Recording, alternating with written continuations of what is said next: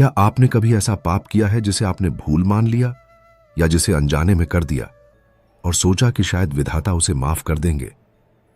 क्या कभी आपको यह लगा कि जो गलती अब याद भी नहीं उसका कोई असर नहीं होगा? तो रुकिए, क्योंकि श्री कृष्ण कहते हैं अनजाने पाप भी कर्म फल बनकर लौटते हैं। पाप चाहे अनजाना हो या जानबूझकर, विधि का लेखा कभी मिटता नहीं। इस कहानी में आप जानेंगे कैसे एक साधारण से दिखने वाला व्यक्ति अपने ही किए कर्मों के जाल में उलझ गया, कैसे एक अनजाना पाप बना उसके जीवन का सबसे बड़ा तूफान, और कैसे श्री कृष्ण की करुणा ने उसे अंधकार से उजाले तक पहुंचाया। यह सिर्फ एक कहानी नहीं है, यह हर उस आत्मा का सच है जो सोचती है कि पाप छिप सकता है। तो अंत तक जरूर सुनिए, क्योंकि यह कहानी आपके जीवन की दिशा बदल सकती है। दिल से स्वागत है आप सभी का हिडन टॉक्स में, एक ऐसा आध्यात्मिक संगम जहां शब्द नहीं, श्री कृष्ण का दिव्य अमृत बरसता है, जहां हर कथा, हर विचार, हर मंत्र आपके जीवन को प्रकाश देने का माध्यम बनता है। यह केवल यूट्यूब चैनल नहीं, यह एक यात्रा है आत्मा से परमात्मा की ओर। अगर आप पहली बार आए हैं तो इस वीडियो को अंत तक जरूर सुनिए, क्योंकि हो सकता है आज की एक बात आपके जीवन की दिशा बदल दे। कृपया चैनल को सब्सक्राइब करें, बेल आइकन दबाएं और नीचे कमेंट में दिल से लिखें जय श्री राधा कृष्ण। यह सिर्फ एक कमेंट नहीं, यह आपके और श्री कृष्ण के बीच का एक प्रेम संदेश होगा, एक संकेत कि आपने उन्हें पुकारा है। हम प्रार्थना करते हैं कि जो भी भक्त यह वाणी सुन रहा है उसके जीवन में कभी अंधकार ना आए, उसके घर में सुख, शांति और समृद्धि बनी रहे। आपके माता पिता, आपके बच्चे, आपका परिवार, सब पर भगवान श्री कृष्ण और श्री राधे रानी की कृपा दृष्टि बनी रहे। कभी कोई दरिद्रता, रोग या कष्ट आपके पास भी ना आए, और हर सुबह श्री कृष्ण की बांसुरी की मधुर ध्वनि आपके जीवन को मधुरता से भर दे।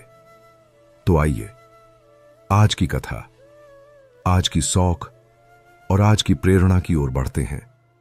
राधे राधे बोलना शुरू करो, दुख अपने आप कम हो जाएंगे। जय श्री राधा कृष्ण।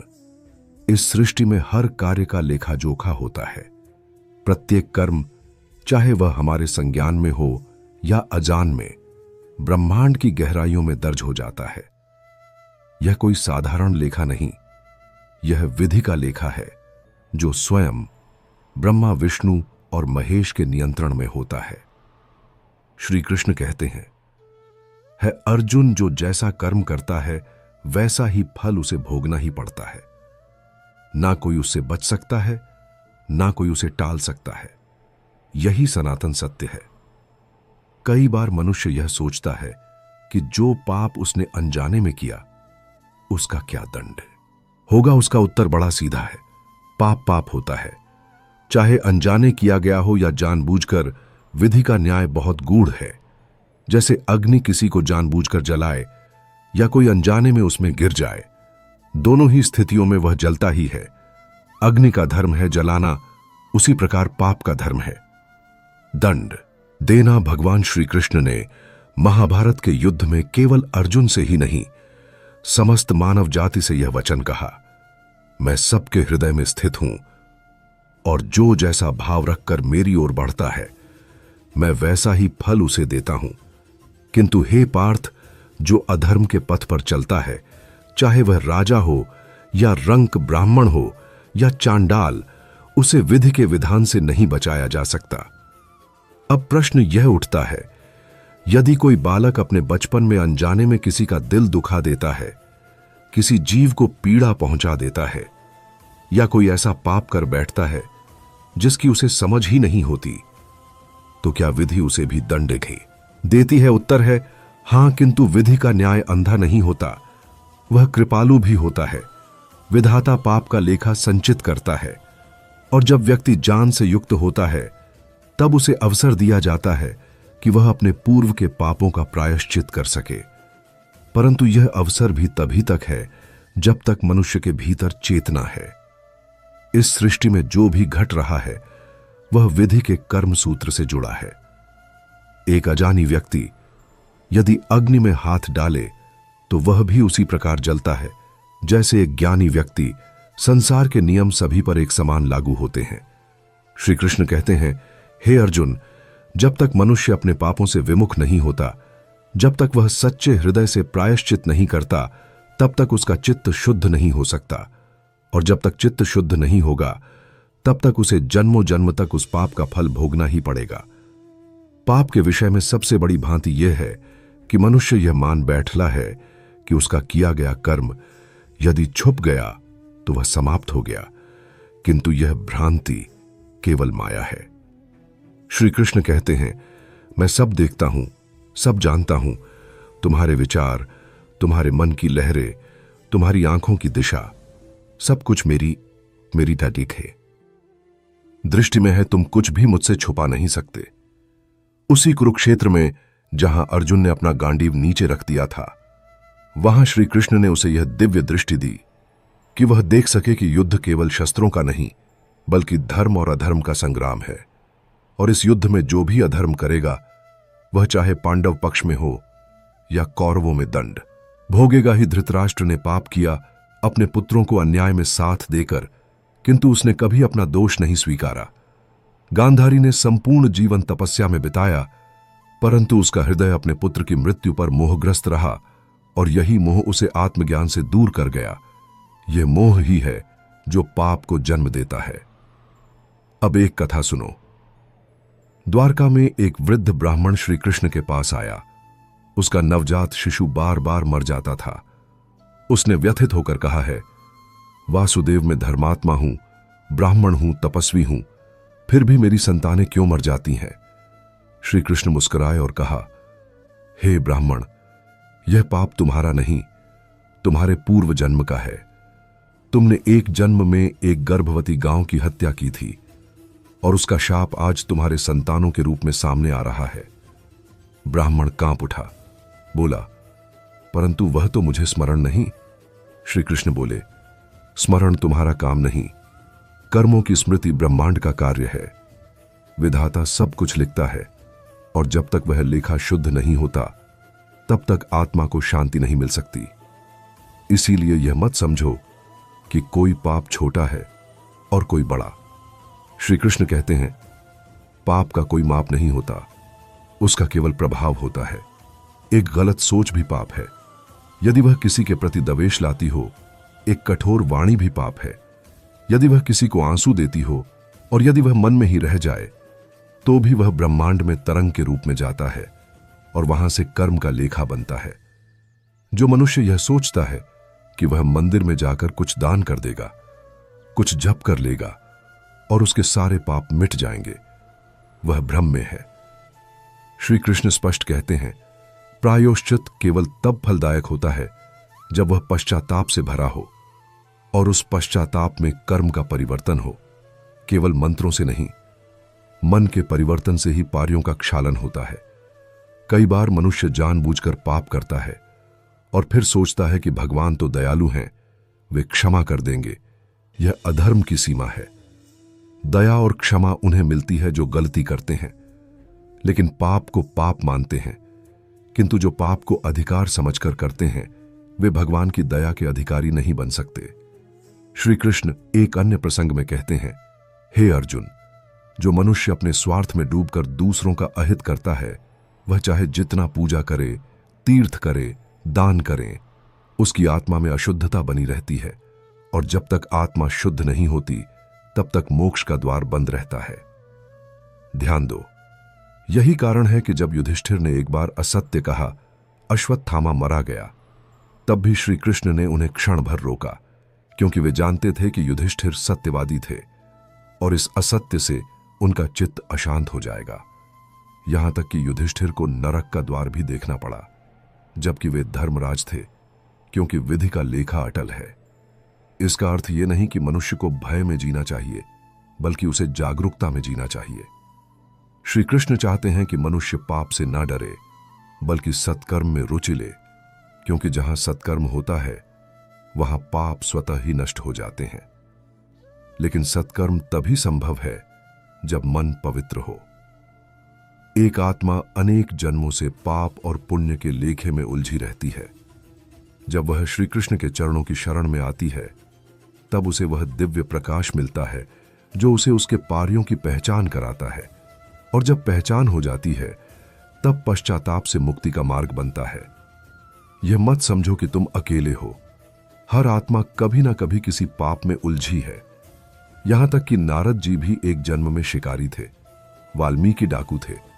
लेकिन जब उन्होंने आत्मचिंतन किया, जब उन्हें श्री नाम का स्मरण मिला, जब उन्होंने प्रायश्चित के साथ सेवा को जीवन का उद्देश्य बनाया, तब उनके पाप झलकर भस्म हो गए। उन्होंने कोई उपाय नहीं किया, केवल राम नाम लिया। लेकिन वह नाम भी तब फलदायी हुआ जब उनके हृदय में पश्चाताप की ज्वाला थी। पाप चाहे अनजाना हो या जानबूझकर, वह तुम्हारे जीवन की उस दीवार पर लिखा होता है जिसे केवल प्रभु की दृष्टि पड़ सकती है। तुम उस लेख को मिटा नहीं सकते, लेकिन अपने वर्तमान से उस पर नया रंग चढ़ा सकते हो। प्रेम, सेवा, भक्ति, त्याग और तपस्या का रंग, यही श्री कृष्ण का संदेश है। यदि तुमने कभी किसी को धोखा दिया हो, किसी जीव को सताया हो, अपने माता पिता का अनादर किया हो, अपने गुरु को अपमानित किया हो, तो वह सब कुछ तुम्हारे चारों ओर एक अदृश्य कर्म जाल के रूप में है और तुम उसे केवल अच्छे कर्मों की अग्नि में ही भस्म कर सकते हो। श्री कृष्ण कहते हैं, ज्ञाना अग्नि सर्व कर्माणि भस्म साद ग्रुते, अर्थात ज्ञान की अग्नि सारे पापों को भस्म कर देती है। लेकिन यह ज्ञान मात्र पुस्तकों से नहीं आता। यह आता है आत्मचिंतन, सेवा से और सत्संग से। जब तुम उस मार्ग पर चलने लगते हो जो श्री कृष्ण का है, निष्काम कर्म का, सत्य का, प्रेम का, तब तुम्हारे पाप धीरे धीरे जलने लगते हैं। इसीलिए हे मनुष्य, अब भी समय है। यदि अनजाने में कोई पाप हुआ है तो उसे जानो। यदि जानबूझकर कोई अधर्म हुआ है तो उसका पश्चाताप करो। और यदि तुम उस पथ पर हो जहां पाप को साधारण मान लिया गया है, तो उस पथ से हट जाओ, क्योंकि विधि का लेखा अटल है। वह क्षणिक क्षमा नहीं करता, लेकिन सच्चे हृदय से किए गए प्रायश्चित को अवश्य स्वीकार करता है। और जो ऋषि की शरण में के आकर कहता है, प्रभु, अब मैं आपके मार्ग पर चलना चाहता हूं। उसके लिए प्रभु स्वयं मार्ग बनाते हैं। यही जीवन का सार है। यही श्री कृष्ण का अमृत संदेश है। कर्म करो, सत्य से डरो और मुझसे जुड़ो, तभी तुम्हारे पाप जलेंगे और तुम्हारा जीवन सफल होगा। इस जगत की सृष्टि में सब कुछ नियमों से बंधा हुआ है। कोई भी घटना बिना कारण और प्रभाव के नहीं होती। हर कर्म का एक फल है, हर क्रिया का परिणाम होता है। हम जितना भी अपने जीवन में कुछ करते हैं, चाहे वह छोटा हो या बड़ा, उसका लेखा जोखा ईश्वर के दिव्य गणना पत्र में दर्ज हो जाता है। यही नियम है जो ब्रह्मांड की सृष्टि और विनाश दोनों को नियंत्रित करता है। इसे हम न्याय कहते हैं, या विधि का विधान कहें तो बेहतर होगा। भगवान श्री कृष्ण ने अर्जुन को गीता में स्पष्ट कहा है कि ना तो कोई कर्म व्यर्थ जाता है और ना ही कोई उसका फल टल सकता है। चाहे तुम इसे जानबूझकर करो या अनजाने में, कर्म तो कर्म होता है। यह नियम मनुष्य की स्वेच्छा या समझ से परे है। इसीलिए कहा गया है कि पाप चाहे अनजाना हो या जानबूझकर, विधि का लेखा मिटता नहीं। यह सत्य ईश्वर के वचनों में समाया हुआ है। मनुष्य अक्सर यह सोचता है कि यदि उसने कोई गलती अनजाने में कर दी तो वह पाप नहीं होगा। वह स्वयं को सहज मानवीय भूलों का अधिकारी समझता है। लेकिन यही वह भ्रांति है जो मनुष्य को कर्म के जाल में फंसाती है। वास्तव में अनजाने में किया गया पाप भी उसी तरह अपने दंडे का हकदार होता है। यदि कोई व्यक्ति बिना जाने समझे किसी जीव की हत्या करता है तो उसकी आत्मा पर उसी तरह के पापों का अंकुर लग जाता है, जैसे जानबूझकर हत्या करने वाले पर भले ही उसकी मंशा खराब ना हो, लेकिन परिणाम वही होता है। यह विधि की कठोरता नहीं, उसकी निश्चितता है। न्याय की इस गहराई को समझने के लिए हमें अपने कर्मों की प्रकृति को जानना होगा। श्री कृष्ण कहते हैं कि मनुष्य का स्वभाव दृष्टव्य है। मनुष्य स्वभाव से ही कार्य करता है। कर्म उसके गहराई से निकलता है। यदि मन में द्वेष, ईर्ष्या और अहंकार है तो उसका कर्म भी पाप होगा। यदि मन और कर्म निष्काम भाव से किया गया है तो वह पुण्य होगा। अनजाने में यदि कोई कर्म किया गया हो पर मन शुद्ध हो तो उसका दंड पैदा कम हो सकता है, पर पूर्ण माफी नहीं मिलती। यही कारण है कि आध्यात्मिक ग्रंथों में प्रायश्चित की व्यवस्था है। प्रायश्चित कर्मों का पापी प्रभाव कम करने का उपाय है। पाप का दंड केवल बाहरी घटना नहीं होती, यह आत्मा के अंदर एक जहर की तरह बैठ जाता है जो समय के साथ फैलता है। जैसे किसी वृक्ष के अंदर की सड़न धीरे धीरे पूरे वृक्ष को खराब कर देती है, वैसे ही पाप भी आत्मा की शुद्धता को नष्ट करता है। यदि हम अपनी आत्मा की सुरक्षा नहीं करेंगे तो वह पाप धीरे धीरे हमारे जीवन के हर पहलू में व्याप्त हो जाएगा। हमारे विचार, हमारी बातें, हमारे कर्म सभी पाप से दूषित हो जाएंगे। कई बार मनुष्य यह भूल जाता है कि उसका प्रत्येक कर्म उसका भविष्य निर्धारित करता है। हमारे पूर्वजों के कहे अनुसार जैसा कर्म करोगे वैसा फल पाओगे। यह केवल एक लोक कथा नहीं बल्कि एक वैज्ञानिक सत्य है। कर्म सिद्धांत हमें बताता है कि प्रत्येक क्रिया की ऊर्जा वापस उसी स्रोत में लौटती है। यदि कर्म पवित्र होगा तो ऊर्जा सकारात्मक रूप में लौटेगी, और यदि कर्म पापी होगा तो ऊर्जा नकारात्मक रूप में। इसीलिए भगवान श्री कृष्ण अर्जुन को यह शिक्षा देते हैं कि कर्म करो पर फल की चिंता मत करो। कर्म करो पर अहंकार से दूर रहो। कर्म करो पर पाप और पुण्य के द्वेष से मुक्त रहो। यह भाव तभी संभव है जब हम अपने कर्मों के प्रति जागरूक हो और उनका सही ज्ञान रखें। जब हम अनजाने में कोई पाप करते हैं तो यह हमारी आत्मा की असावधानी का परिचायक होता है। यह दर्शाता है कि हम अभी तक अपनी चेतना का विस्तार नहीं कर पाए हैं। इसीलिए आध्यात्मिक जागरण जरूरी है। अपने भीतर झांकना और अपने कर्मों की समीक्षा करना आवश्यक है। हमें समझना होगा कि कौन सा कर्म पाप है और कौन सा पुण्य। केवल इस जागरूकता से हम पाप से बच सकते हैं। भगवान श्री कृष्ण के जीवन में हमें इसका उत्कृष्ट उदाहरण मिलता है। उन्होंने न केवल अपने शिष्यों को बल्कि संपूर्ण मानव जाति को यह संदेश दिया कि जीवन में धर्म का पालन करें। धर्म का अर्थ केवल नियमों का पालन नहीं है, बल्कि वह हमारे विचारों, भावनाओं और कर्मों का उच्चतम स्वरूप है। जब हम अपने कर्मों को धर्म के अनुसार करते हैं तब वे कर्म हमें पाप से बचाते हैं। लेकिन यह भी सत्य है कि मनुष्य कभी कभी अपने स्वार्थ के लिए अधर्म का मार्ग चुन लेता है। उसे लगता है कि अधर्म से उसे शीघ्र लाभ होगा, परंतु भगवान श्री कृष्ण ने बताया कि यह लाभ केवल क्षणिक होता है। अंततः अधर्म का दंड उससे नहीं छूटता, उसका लेखा वही खाता सृजन और प्रलय के बीच की अवधि तक चलता रहता है। कई जन्मों के बाद भी यह दंड समाप्त नहीं होता।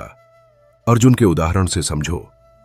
जब उन्होंने कुरुक्षेत्र के युद्ध में अपने संबंधियों और गुरुजनों को मारने का निर्णय लिया तो उनका मन द्वंद्व में पड़ा, लेकिन भगवान श्री कृष्ण ने उन्हें यह समझाया कि युद्ध धर्म के लिए आवश्यक था। यह धर्म और अधर्म के बीच संघर्ष था। श्री कृष्ण ने कहा कि जब अधर्म बढ़ेगा तब उसे रोकना धर्म है। यदि धर्म के मार्ग में संघर्ष करना पड़े तो उसे भी स्वीकारना चाहिए। यह जीवन की सच्चाई है कि कभी कभी हमें कठोर निर्णय लेने पड़ते हैं, परंतु यह निर्णय केवल धर्म के लिए होने चाहिए, न कि स्वार्थ के लिए। जो व्यक्ति स्वार्थ के लिए अधर्म करता है वह स्वयं अपने लिए नरक बनाता है। उसकी आत्मा पाप के गर्त में गिरती है। मनुष्य को यह भी जानना चाहिए कि पाप केवल क्या है, कमाओं का दंड नहीं है, बल्कि मन की अशुद्धि भी पाप है। यदि मन में नफरत, द्वेष, लोभ और माया है तो यह सबसे बड़ा पाप है। शुद्ध मन के बिना कोई कर्म पुण्य नहीं बन सकता। इसलिए भगवत गीता में भगवान श्री कृष्ण ने मन की शुद्धि पर अत्यधिक बल दिया है। उन्होंने कहा है कि यदि मन शांत और निर्मल होगा तभी व्यक्ति सच्चे कर्म कर पाएगा। कई बार मनुष्य के पाप का कारण उसकी अज्ञानता होती है। वह जानबूझकर अधर्म नहीं करता, पर उसकी अज्ञानता उसे गलत मार्ग पर ले जाती है। भगवान श्री कृष्ण ने कहा है कि ज्ञान ही अज्ञानता का नाशक है। जो व्यक्ति सच्चे ज्ञान की खोज करता है वह अज्ञानता और पाप से मुक्त हो जाता है। जब हम अपने भीतर झांकते हैं और अपने कर्मों का लेखा जोखा लेते हैं, तब हमें अपने पापों का बोध होता है। यही बोध हमें पश्चाताप की ओर ले जाता है। पश्चाताप वही होता है जब हम अपने किए गए पापों को स्वीकार करते हैं और उनसे मुक्त होने की इच्छा रखते हैं। बिना पश्चाताप के पाप कभी नहीं मिटता। यही कारण है कि योग साधना और भक्ति के माध्यम से मनुष्य अपने पापों को जलाने का प्रयास करता है। श्री कृष्ण की भक्ति में ऐसा ही एक महान संदेश निहित है। उन्होंने कहा कि यदि व्यक्ति सच्चे हृदय से उनके चरणों की शरण में आए तो वे उसके सारे पापों को भस्म कर देते हैं। परंतु वह शरण तभी फलदायक होती है जब वह मनुष्य अपने पापों को स्वीकारता है और सही मार्ग पर चलने का संकल्प करता है। केवल नाम का जाप बिना मन के परिवर्तन के पापों को नहीं मिटाता। कहानी है कि एक बार एक साधु ने श्री कृष्ण से पूछा, हे देव, यदि कोई मनुष्य अनजाने में बड़ा पाप कर बैठा तो क्या वह उसे माफ किया जाता है? श्री कृष्ण ने उत्तर दिया कि हे साधु, माफी तो है, लेकिन वह माफी पश्चाताप और प्रायश्चित से प्राप्त होती है। बिना प्रायश्चित के पाप बना रहता है। जैसे शुद्ध जल के बिना कोई घड़ा साफ नहीं होता, वैसे ही प्रायश्चित के बिना आत्मा शुद्ध नहीं हो सकती। इस संसार में पाप का प्रभाव केवल व्यक्ति के जीवन तक सीमित नहीं रहता, वह उसके परिवार, समाज और यहां तक कि आने वाली पीढ़ियों तक फैल जाता है। यही कारण है कि धर्मशास्त्र में वंश के पुण्य और पाप का उल्लेख मिलता है। यदि पूर्वजों ने धर्म का पालन किया तो उनके वंशज सुखी रहते हैं। यदि उन्होंने अधर्म किया तो उनके वंशजों को कष्ट सहना पड़ता है। इसीलिए मनुष्य को अपने कर्मों के प्रति सजग रहना चाहिए। कभी कभी मनुष्य इस तथ्य से भी अनजान होता है कि उसके कर्मों का प्रभाव दूरगामी होता है। उसका एक छोटा सा पाप भी अगले जन्मों में उसे कष्ट दे सकता है। इसलिए कर्मों का सही प्रकार से चयन करना अत्यंत आवश्यक है। भगवान श्री कृष्ण ने इस विषय में कहा है कि जो व्यक्ति अपने कर्मों का लेखा जोखा रखता है वह बुद्धिमान कहलाता है। आध्यात्मिकता का मार्ग कठिन है क्योंकि यह मनुष्य के स्वार्थ, लालच और मोह को त्यागने की मांग करता है। श्री कृष्ण ने कहा है कि मनुष्य को अपने स्वार्थ को छोड़कर केवल धर्म के मार्ग पर चलना चाहिए। यह त्याग और तपस्या का मार्ग बहुत समय पहले की बात है। एक छोटे से गांव में एक सज्जन किसान रहता था जिसका नाम था हरिदास। हरिदास अपने काम में ईमानदार, सरल और मेहनती था। वह हमेशा अपने परिवार के लिए अच्छा जीवन बनाना चाहता था। उसका एक बेटा था, रामलाल, जो गांव के स्कूल में पढ़ता था। हरिदास ने अपने बेटे को अच्छी शिक्षा देने के लिए कड़ी मेहनत की थी ताकि वह अपने परिवार की गरीबी से बाहर निकल सके। हरिदास का जीवन सादगी से भरा था, पर उसके मन में एक छोटी सी चिंता हमेशा बनी रहती थी।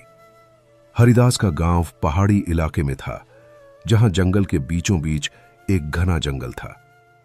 उस जंगल में कई बार जंगली जानवर दिखाई देते थे और लोग उससे डरते थे। एक दिन जब हरिदास खेत से घर लौट रहा था तो उसे रास्ते में एक घायल हिरण मिला। हिरण की टांग टूटी हुई थी और वह दर्द से करा रहा था। हरिदास का दिल उस हिरण के लिए पसीजा। उसने तुरंत अपनी धोती से हिरण के पैर को बांधा और उसे घर ले आया। उसने अपने घर के पिछवाड़े में एक छोटी सी जगह बनाई जहां हिरण आराम कर सके। हरिदास ने हिरण की सेवा पूरी निष्ठा से की। वह दिन रात उस जीव की देखभाल करता। धीरे धीरे हिरण ठीक होने लगा। गांव वाले भी हरिदास की इस दया और करुणा की प्रशंसा करते। रामलाल भी अपने पिता से यह सीख रहा था कि जीवों की सेवा करना सबसे बड़ा पुण्य है। लेकिन यहां कहानी का एक मोड़ आया। एक दिन गांव में खबर आई कि जंगल के बीचों बीच एक जंगली बाघ बहुत परेशान कर रहा है। वह बाघ कई बार गांव के छोटे बच्चों को डराता था और पशुओं को मार डालता था। गांव के लोग उस बाघ को मारने के लिए एक शिकारी भेजने का निर्णय करने लगे। हरिदास भी इस बात से सहमत था, क्योंकि वह चाहता था कि गांव सुरक्षित रहे। एक शाम हरिदास और कुछ गांव वाले जंगल में उस बाघ का पीछा करने निकले, लेकिन रास्ते में अचानक ही हरिदास के पैर फिसल गए और वह गहरी खाई में गिर गया। उसे लगा कि वह मर जाएगा। तभी अचानक उस घायल हिरण ने उस बाघ से लड़ना शुरू कर दिया ताकि हरिदास को बचाया जा सके। हिरण ने बाघ पर वार किए, पर बाघ जंगली था और शक्तिशाली। उस लड़ाई में हिरण बुरी तरह घायल हो गया और अंत में बाघ ने हिरण को मार डाला। हरिदास दुखी था। उसने हिरण के लिए अपने दिल में गहरा दर्द महसूस किया। उस रात वह सोचता रहा कि क्या वह सही कर रहा था कि उस जंगल में रहने वाले जंगली जानवरों को मारने का पक्षधर था। क्या उसने उस हिरण के जीवन का सम्मान नहीं किया था? क्या उसके कर्मों में कहीं कोई पाप छुपा? पश्चाताप, खुद को स्वीकार करना, प्रायश्चित, कर्म, प्रभाव, जन्म, सजग रहना, धर्म, त्याग। हरिदास रामलाल। हरिदास, घायल हिरण, करुणा, जंगली बाघ, गांव, सुरक्षा। हरिदास, खाई बचाना, दुखी हिरण, कष्ट। था धीरे धीरे हरिदास ने महसूस किया कि भले ही उसने जानबूझकर उस हिरण की रक्षा की, परंतु उसने अनजाने में उस जंगली बाघ को मारने का प्रयास किया, जिससे प्राकृतिक संतुलन बिगड़ा। हरिदास को यह समझ आने लगी कि प्रकृति में हर जीव का अपना स्थान है। किसी एक जीव को समाप्त करने का अर्थ पूरे संतुलन को तोड़ देना है। यह कर्म चाहे जानबूझकर हो या अनजाने में, उसका परिणाम निश्चित है। कुछ वर्षों बाद रामलाल बड़े होकर एक विद्वान योगी और दार्शनिक बन गए। उसने अपने पिता से यह कहानी सुनी और भगवान श्री कृष्ण के उपदेशों के अनुसार इस कहानी का अर्थ समझा। उसने यह जाना कि हमारे कर्मों का परिणाम हमेशा आता है, चाहे हम उसे जानबूझकर करें या अनजाने में। भगवान श्री कृष्ण ने गीता में कहा है कि कर्म करो, फल की चिंता मत करो, लेकिन यह भी सत्य है कि कर्म की जिम्मेदारी हमसे छीनी नहीं जा सकती। रामलाल ने गांव के बच्चों को यह शिक्षा दी कि जीवन में हमें अपने हर कर्म के प्रति जागरूक रहना चाहिए। यदि हम अनजाने में भी कोई गलत कार्य कर देते हैं तो हमें उसका प्रायश्चित करना चाहिए। हमें अपने मन को शुद्ध करना चाहिए ताकि हम पाप के बंधन से मुक्त हो सके। यही ज्ञान हमें भगवान श्री कृष्ण की गीता से प्राप्त होता है। इस कहानी से यह भी समझ आता है कि जीवन में कभी कभी हमें कठिन निर्णय लेने पड़ते हैं, लेकिन हमें हमेशा धर्म और न्याय की राह पर चलना चाहिए। यदि हम अपने कर्मों के प्रति सजग रहेंगे तो पाप की जंजीरें टूटेंगे और हम अपने जीवन में सच्ची शांति और मोक्ष प्राप्त कर सकेंगे। हरिदास की कहानी हमें यह सिखाती है कि पाप चाहे अनजाना हो या जानबूझकर, उसका लेखा जोखा तो हमें ही देना पड़ता है। इसीलिए हमें सदैव अपने कर्मों का मूल्यांकन करना चाहिए और भगवान श्री कृष्ण के आदेशों का पालन करते हुए अपने जीवन को धर्म की ओर अग्रसर करना चाहिए। मेरे प्रिय श्रोताक, जीवन एक पवित्र यात्रा है। इस यात्रा में हर व्यक्ति को कर्मों के फल भुगतने होते हैं, चाहे वह कर्म छोटा हो या बड़ा पाप हो या पुण्य, उसका लेखा जोखा निश्चित होता है। भगवान श्री कृष्ण ने गीता में कहा है कि कर्म का फल अवश्य मिलता है और इस न्याय से कोई भी बच नहीं सकता। ना तो कोई छोटा पाप है, ना कोई बड़ा, ना तो कोई अनजाने में किया गया कर्म है, ना जानबूझकर। दोनों के लिए परिणाम निर्धारित है और वह परिणाम हमारे सामने किसी ना किसी रूप में अवश्य आता है। यह सत्य हमारे जीवन की सबसे बड़ी सच्चाई है, जिसे हम स्वीकार करें या ना करें, पर उससे बच नहीं सकते।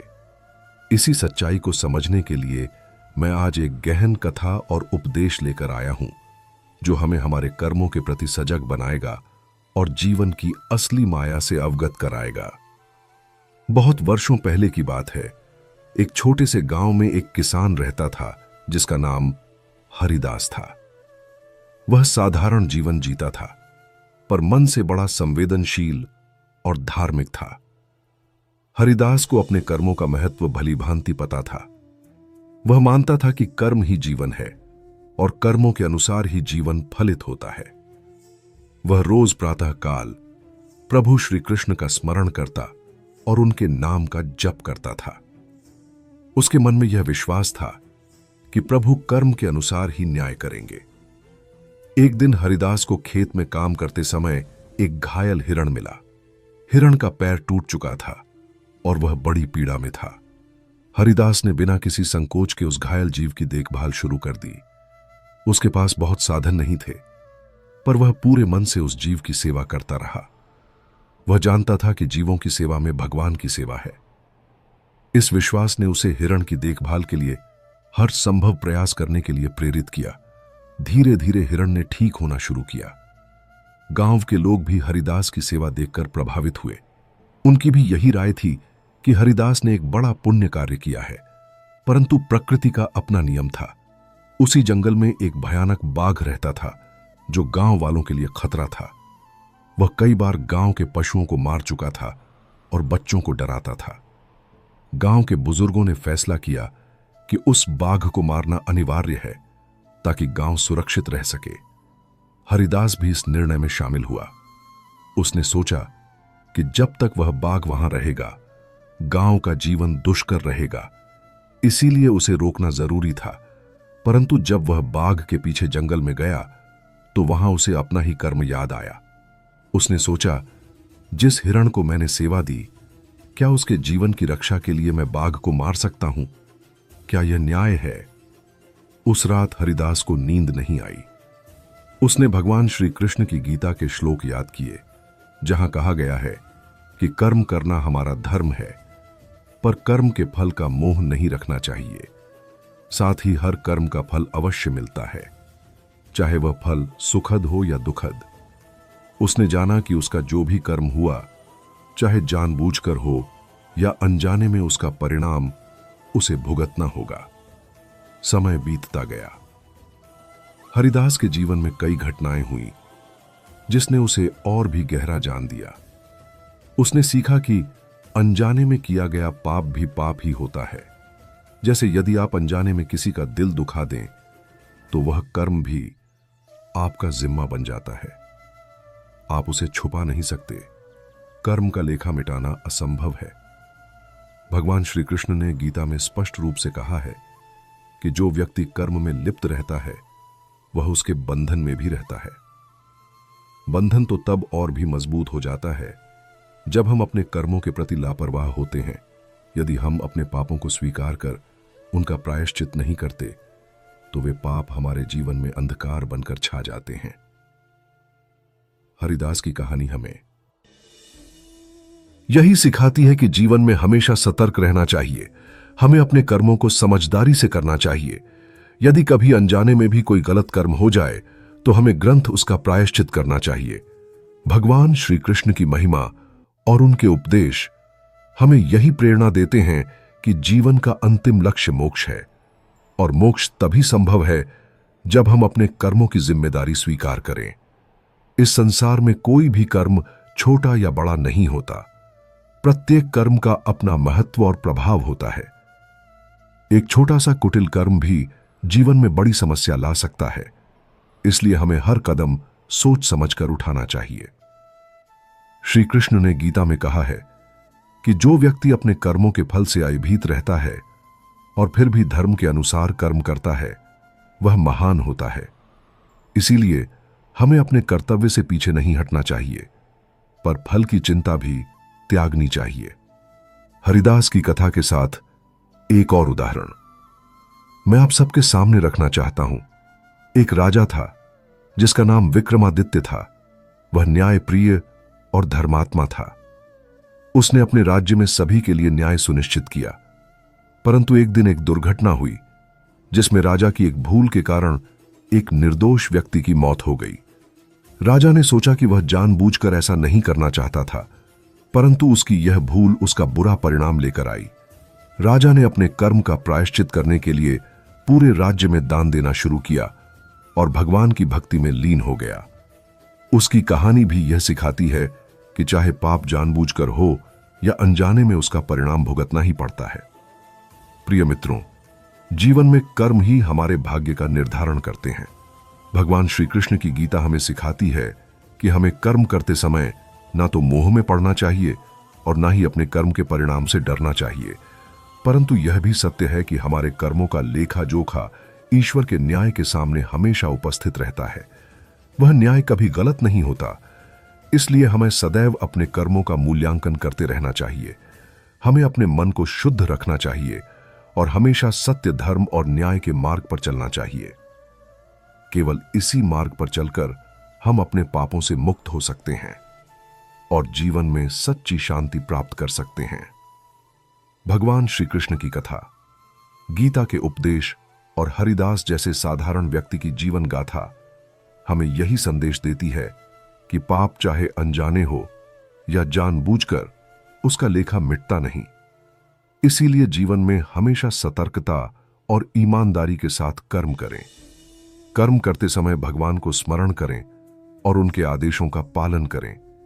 इससे जीवन सफल होगा और मन की शांति बनी रहेगी। मैं आशा करता हूं कि यह कथा और उपदेश आपके जीवन में प्रकाश लेकर आएंगे और आपको अपने कर्मों के प्रति सजग और जागरूक बनाएंगे। धन्यवाद। मानव जीवन की सबसे बड़ी सच्चाई यही है कि हर कर्म का फल निश्चित होता है। चाहे वह कर्म कोई भी हो, वह पाप हो या पुण्य जानबूझकर किया गया हो या अनजाने में, उसका हिसाब किताब अंतिम रूप से न्याय के पटल पर आता है। हमारे प्राचीन धर्म ग्रंथों में यह स्पष्ट रूप से लिखा है कि जीवन का सार कर्म है। कर्मों के बिना कोई जीवित नहीं रह सकता। कर्मों के प्रभाव से ही हमारा जीवन फलित होता है, चाहे वह सुख का हो या दुख का। जब हम पाप और पुण्य की बात करते हैं तो अक्सर यह समझना जरूरी हो जाता है कि पाप केवल उस कर्म को नहीं कहते जो हम जानबूझकर करते हैं। कई बार अनजाने में किया गया कर्म भी पाप कहलाता है। इसका अर्थ यह है कि जब हम अपने मन, वचन या कर्म से किसी का हानि करते हैं, चाहे वह जानबूझकर हो या बिना जानने के, उसका लेखा अंत में ईश्वर के न्याय के सामने आकर बैठता है। यह न्याय अटल है और इसे कोई भी छला नहीं सकता। भगवान श्री कृष्ण ने गीता में कर्म योग का मार्ग समझाते हैं कि कर्म करते रहो लेकिन फल की चिंता मत करो। यह उपदेश हमें कर्म करते समय मन को स्थिर शिक्षा देता है, परंतु इसका अर्थ यह नहीं कि हम अपने कर्मों के प्रति लापरवाह हो जाए। हमें अपने का 16 और आध्यात्मिक पक्ष को समझना होगा। हमें हर कर्म की गहराई तक जाकर देखना होगा कि क्या हम रहे हैं या नहीं। पाप चाहे अनजाना हो या जानबूझकर, वह हमारे जीवन में प्रतिफल के रूप में अवश्य आता है।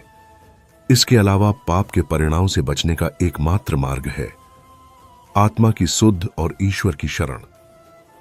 इस विषय को समझाने के लिए मैं आपको एक गहरी और मार्मिक कहानी सुनाता हूं, जो जीवन के कर्मों की जटिलताओं और उनके परिणामों को बखूबी दर्शाती है। बहुत समय पहले की बात है। एक छोटे से गांव में एक युवक रहता था जिसका नाम अर्जुन था। अर्जुन का परिवार साधारण था और वे खेती-बाड़ी करके अपने जीवन का निर्वाह करते थे। अर्जुन बेहद मेहनती और सरल स्वभाव का था, पर उसकी एक कमजोरी थी कि वह अपनी क्रोध पर नियंत्रण नहीं कर पाता था। छोटे छोटे मामलों पर वह गुस्सा हो जाता और लोग उससे दूरी बना ले। एक दिन गांव में एक लड़ाई हो गई। अर्जुन के छोटे भाई की किसी और बच्चे से नोकझोंक हुई और लड़ाई बढ़ गई। गुस्से में अर्जुन ने उस लड़के को इतना जोर से थप्पड़ मार दिया कि वह लड़का गिरकर घायल हो गया। यह देख गांव के बुजुर्गों ने अर्जुन को समझाया कि गुस्सा धर्म के खिलाफ है और क्रोध में किया गया कर्म हमेशा कष्ट देता है। पर अर्जुन ने सोचा कि वह तो केवल अपने भाई की रक्षा कर रहा था, उसे अपने कर्म में कोई पाप नहीं दिखा। कुछ दिनों बाद गांव में एक भयंकर महामारी फैल गई। बहुत से लोग बीमार हो गए। अर्जुन के परिवार में भी बुरा समय आया। उसकी मां गंभीर रूप से बीमार हो गई और गांव के लोग कहते थे कि यह सब अर्जुन के क्रोध और हिंसा का फल है। अर्जुन ने इसे गंभीरता से नहीं लिया और कहा कि यह सब तो नियति है। फिर एक दिन गांव में एक तपस्वी आए। उन्होंने अर्जुन को बुलाया और कहा कि वह अपने कर्मों का हिसाब अभी तक नहीं समझ पाया है। उन्होंने कहा कि पाप चाहे जानबूझकर हो या अनजाने में, उसका फल अवश्य आता है। तपस्वी ने अर्जुन को भगवान श्री कृष्ण की गीता का अध्ययन करने की सलाह दी। उन्होंने कहा कि गीता में यह स्पष्ट कहा गया है कि कर्म के फल से भागना संभव नहीं, पर आत्मा की शुद्धि से हम अपने पारियों को कम कर सकते हैं। अर्जुन ने तपस्वी की बात मानी और गीता पढ़ने लगा। उसने जाना कि क्रोध मनुष्य के सबसे बड़े शत्रु हैं और क्रोध में किया गया कर्म पाप के समान है। उसने समझा कि वह अपने क्रोध को नियंत्रित नहीं कर सका, इस कारण उसका कर्म भी दोषपूर्ण हुआ। वह रोया, पश्चाताप किया और भगवान श्री कृष्ण से क्षमा मांगी। उसने अपने कर्मों का प्रायश्चित करने का संकल्प लिया। आगे बढ़ते हुए अर्जुन ने गुस्सा पर नियंत्रण पाया, अपने मन को शांत किया और गांव में सेवा कार्य करने लगा। धीरे धीरे उसकी मां स्वस्थ हो गई और गांव में भी शांति स्थापित हुई। अर्जुन का जीवन बदल गया। उसने यह समझ लिया कि पाप चाहे अनजाने हो या जानबूझकर किया गया हो, उसका लेखा जोखा ईश्वर के सामने अवश्य होता है, लेकिन पश्चाताप और सुधार का मार्ग भी खुला रहता है। यह कहानी हमें यह सिखाती है कि हमारे कर्मों की जिम्मेदारी हमें स्वयं उठानी होती है। जीवन में अगर हमने कभी गलती की तो हमें उसे छुपाने की बजाय स्वीकारना चाहिए और सुधार के लिए प्रयास करना चाहिए। अनजाने में हुआ पाप भी हमारी आत्मा पर असर डालता है और हमें उसका हिसाब देना पड़ता है। अब बात करते हैं भगवान श्री कृष्ण के उपदेशों की। गीता में भगवान ने कहा है कि मनुष्य को अपने कर्मों का अधिकारी होना चाहिए। कर्म करते समय फल की चिंता नहीं करनी चाहिए, लेकिन अपने कर्मों की शुद्धता और धर्म का पालन अवश्य करना चाहिए। श्री कृष्ण कहते हैं कि जो व्यक्ति अपने धर्म के अनुसार कर्म करता है वह सभी तरह के पापों से मुक्त होता है, परंतु जो कर्म अधर्म में हो, चाहे वह जानबूझकर हो या अनजाने में, उसका फल जीवन में बाधा और कष्ट लाता है। यह नियम केवल मनुष्य के लिए ही नहीं बल्कि संपूर्ण सृष्टि के लिए लागू होता है। प्रकृति में प्रत्येक क्रिया का परिणाम होता है। जैसे हम बीज बोते हैं वैसा ही फल मिलता है। यदि बीज अच्छा होगा तो फल अच्छा होगा, और यदि बीज खराब होगा तो फल भी खराब होगा। इसी प्रकार हमारे कर्म भी बीज हैं और हमारे जीवन के सुख दुख के फल के रूप में प्रकट होते हैं। कई बार मनुष्य अपने कर्मों को छोटा समझकर लापरवाही करता है।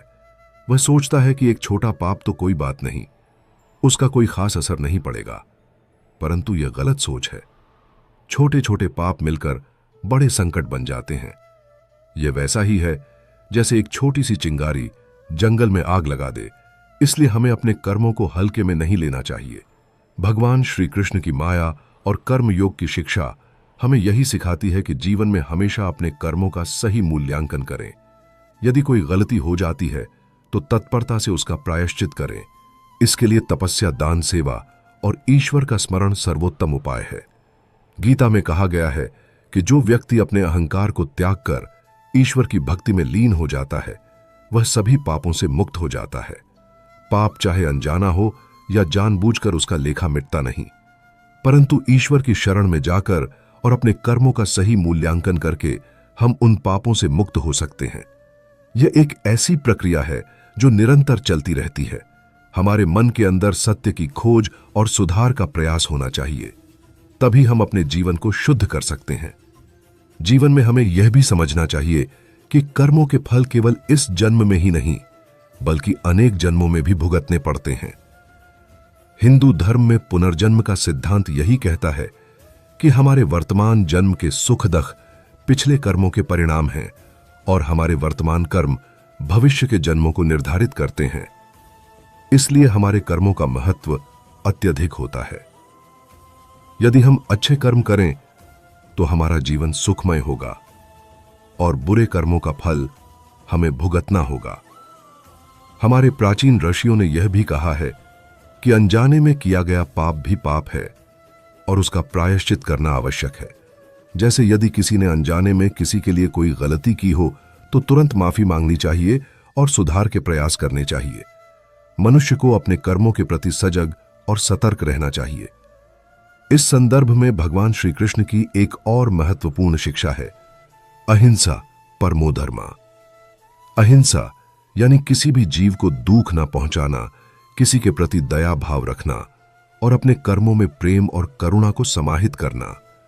जब हम अपने कर्मों में अहिंसा और प्रेम को शामिल करते हैं, तभी हमारे कर्म पुण्य के रूप में फलित होते हैं। यदि हम हिंसा, क्रोध, द्वेष में लिप्त होते हैं तो वह हमारे जीवन में पाप के बीज बोता है। अर्जुन की कथा और श्री कृष्ण के उपदेश हमें यही संदेश देते हैं कि जीवन में हर कर्म का फल अवश्य मिलता है।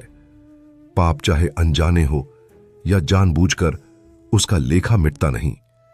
इसीलिए हमें अपने कर्मों की शुद्धि और सुधार की दिशा में निरंतर प्रयास करना चाहिए, अपने मन को शुद्ध रखना चाहिए और ईश्वर की भक्ति में लीन होना चाहिए। तभी हमारा जीवन सफल और मंगलमय होगा। अंत में मैं यही कहूंगा कि जीवन के इस पथ पर भगवान श्री कहा था कि कर्मों का हिसाब, तपस्वी पाप, गीता आत्मा की शुद्धि, कर्म का फल, पश्चाताप, क्षमा, प्रायश्चित, गांव में सेवा कार्य, मां, स्वस्थ, पाप, पश्चाताप, सुधार, कर्मों का अधिकार, धर्म का पालन, अहिंसा, दया भाव, प्रेम, हर कर्म का फल। अर्जुन की कथा। जीवन का सफल और मंगलमय होना। कृष्ण का उपदेश हमारा सबसे बड़ा सहारा है। उनका संदेश हमें बताता है कि कर्म करना हमारा धर्म है, पर फल का मोह त्यागना हमारा सच्चा साधन है। कर्म के साथ साथ भक्ति, सेवा और आत्मा की शुद्धि भी आवश्यक है। यही वह मार्ग है जो हमें पापों से मुक्त कर मोक्ष की ओर ले जाता है। इसीलिए हम सभी को चाहिए कि हम अपने कर्मों को सोच समझकर करें और यदि कभी अनजाने में पाप हो जाए तो तुरंत पश्चाताप करें। भगवान श्री कृष्ण की शरण में जाएं और उनसे क्षमा मांगे। इससे हमारे जीवन में शांति और उजियाला होगा। जीवन की जटिलताओं और उसकी अनिश्चितताओं के बीच एक ऐसा नियम है जो अटल, अपरिवर्तनीय और न्याय संगत है। वह नियम है कर्म का नियम। प्रत्येक जीव इस नियम के अधीन है। कर्म का अर्थ है हमारे द्वारा किए गए कार्य जो हम अपने मन, वचन और कृत्यों से करते हैं। यह नियम हमें यह सिखाता है कि हमारे हर कर्म का एक फल होता है, चाहे वह फल सुखद हो या दुखद, उसका आना निश्चित है। यहां हम पाप और पुण्य की बात करते हैं क्योंकि कर्म के ये दो पहलू हमारे जीवन की दिशा तय करते हैं। हमारे धर्म ग्रंथों और विशेषकर भगवत गीता में भगवान श्री कृष्ण ने कर्म के महत्व को विस्तार से समझाया है। गीता के युद्ध भूमि में अर्जुन के भ्रम और शंका को दूर करते हुए भगवान ने कर्म योग का मार्ग बताया। उन्होंने कहा कि कर्म करना हमारा धर्म है, फल की चिंता न करना हमारा अधिकार है, पर कर्म का चुनाव हमें बुद्धिमानी से करना चाहिए। पाप चाहे अनजाना हो या जानबूझकर, उसका लेखा मिटता नहीं, क्योंकि यह नियम प्रकृति का है, ईश्वर का विधान है। यहां पर एक महत्वपूर्ण बात यह भी है कि पाप के दायरे में जानबूझकर किए गए कर्म तो आते ही हैं, लेकिन अनजाने में किए गए कर्म भी उससे कम गंभीर नहीं होते। क्यों? क्योंकि कर्म की प्रकृति ही ऐसी है कि उसका प्रभाव आत्मा और जीवन दोनों पर पड़ता है। यदि कोई व्यक्ति अनजाने में किसी का हानि करता है तो उसे भी उसका फल भुगतना पड़ता है। इसका अर्थ यह नहीं कि ईश्वर ज्ञानता को दंडित करता है, बल्कि कर्म का प्रभाव अपने नियम से चलता है। इस विषय को समझाने के लिए मैं आपको एक कहानी सुनाना चाहता हूं जो इस सत्य को स्पष्ट करती है। बहुत पहले की बात है। एक छोटे से गांव में एक सज्जन पुरुष रहता था जिसका नाम था सत्यवान। सत्यवान स्वभाव से बहुत नेक दिल और परोपकारी था। वह हमेशा गांव के लोगों की मदद करता और किसी के दुख को दूर करने के लिए तत्पर रहता। उसकी पत्नी सत्यवती उससे बेहद प्रेम करती थी और वह भी अपने पति की भांति सभी के प्रति दयालु और सहायक थी। एक बार गांव में एक बहुत बड़ा संकट आया। गांव के तालाब में जल संकट उत्पन्न हो गया और कई किसान अपनी फसलों को बचाने में असमर्थ थे। सत्यवान ने सोचा कि तालाब के आसपास झाड़ियों और कूड़े को साफ करके पानी की गुणवत्ता बेहतर की जा सकती है। उसने कुछ ग्रामीणों को साथ लेकर उस कार्य में जुट गया। इस सफाई के दौरान सत्यवान ने अनजाने में एक छोटे से जीव को मार दिया जो झाड़ियों के नीचे छिपा था। सत्यवान को यह बात पता नहीं थी कि उस जीव का मरना उसके कर्मों पर किस तरह का प्रभाव डालेगा। वह तो केवल गांव के लोगों की भलाई के लिए काम कर रहा था, परंतु यह अनजाने में किया गया कर्म भी पाप माना गया। कुछ दिनों बाद सत्यवान के परिवार पर दुर्भाग्य छाया। उसकी पत्नी गंभीर रूप से बीमार हो गई और गांव के कुछ लोग भी इस घटना से प्रभावित हुए। सत्यवान इस परिस्थिति से बहुत दुखी था। उसने सोचा कि यह सब क्यों हो रहा है, जबकि उसने केवल गांव की भलाई के लिए काम किया था। तब गांव के एक जानी बुजुर्ग ने उसे समझाया कि पाप चाहे अनजाना हो या जानबूझकर, उसका फल अवश्य आता है। इसलिए कर्म करते समय सतर्कता बरतनी चाहिए। अनजाने में हुए कर्मों का प्रायश्चित भी आवश्यक है। तभी मनुष्य अपने जीवन को सुखी और सफल बना सकता है। सत्यवान ने बुजुर्ग की बात मानी और उसने अपने कर्मों का मूल्यांकन किया। उसने उन जीवों के प्रति दया भाव विकसित किया और हर दिन भगवान की प्रार्थना करने लगा। उसने जानवरों और प्रकृति की रक्षा को अपना धर्म माना और सेवा कार्यों में लग गया। धीरे धीरे उसकी पत्नी स्वस्थ हुई और गांव में शांति स्थापित हुई। यह कहानी हमें यह बताती है कि जीवन में हमारा प्रत्येक कर्म हमारे लिए जिम्मेदारी लेकर आता है। हमें अपने कर्मों के प्रति सजग रहना चाहिए, चाहे हम उसे जानबूझकर करें या अनजाने में। पाप चाहे अनजाना हो या जानबूझकर, उसका हिसाब ईश्वर के सामने हमेशा रखा जाता है और उसका फल हमें भुगतना ही पड़ता है। भगवान श्री कृष्ण ने गीता में कहा है कि कर्म ही जीवन है। कर्मों के बिना जीवन की कल्पना भी नहीं की जा सकती, परंतु जो कर्म हम करते हैं वे नैतिक और आध्यात्मिक नियमों के अनुसार होने चाहिए। हमें सदैव यह ध्यान रखना चाहिए कि हमारे कर्म किसी अन्य जीव के लिए हानिकारक न हो। यही अहिंसा का मूल मंत्र है, जो धर्म का आधार है। अहिंसा केवल शारीरिक हिंसा को ही नहीं कहती, बल्कि मन की हिंसा भी अहिंसा के विरोध में है। क्रोध, द्वेष, ईर्ष्या आदि भाव भी हमारे कर्मों को पाप की श्रेणी में लाते हैं। जब हम क्रोध में आकर किसी को नुकसान पहुंचाते हैं तो वह कर्म जानबूझकर भी हो सकता है और अनजाने में भी। इस कारण हमें अपने मन को नियंत्रण में रखना अत्यंत आवश्यक है। इसके अतिरिक्त पाप का लेखा केवल इस जन्म तक सीमित नहीं होता। हमारी आत्मा पुनः जन्म लेती है और पिछले जन्मों के कर्मों का फल नए जन्म में भुगतना पड़ता है। यही कारण है कि हम अपनी वर्तमान स्थिति को समझकर अच्छे कर्म करने की ओर अग्रसर।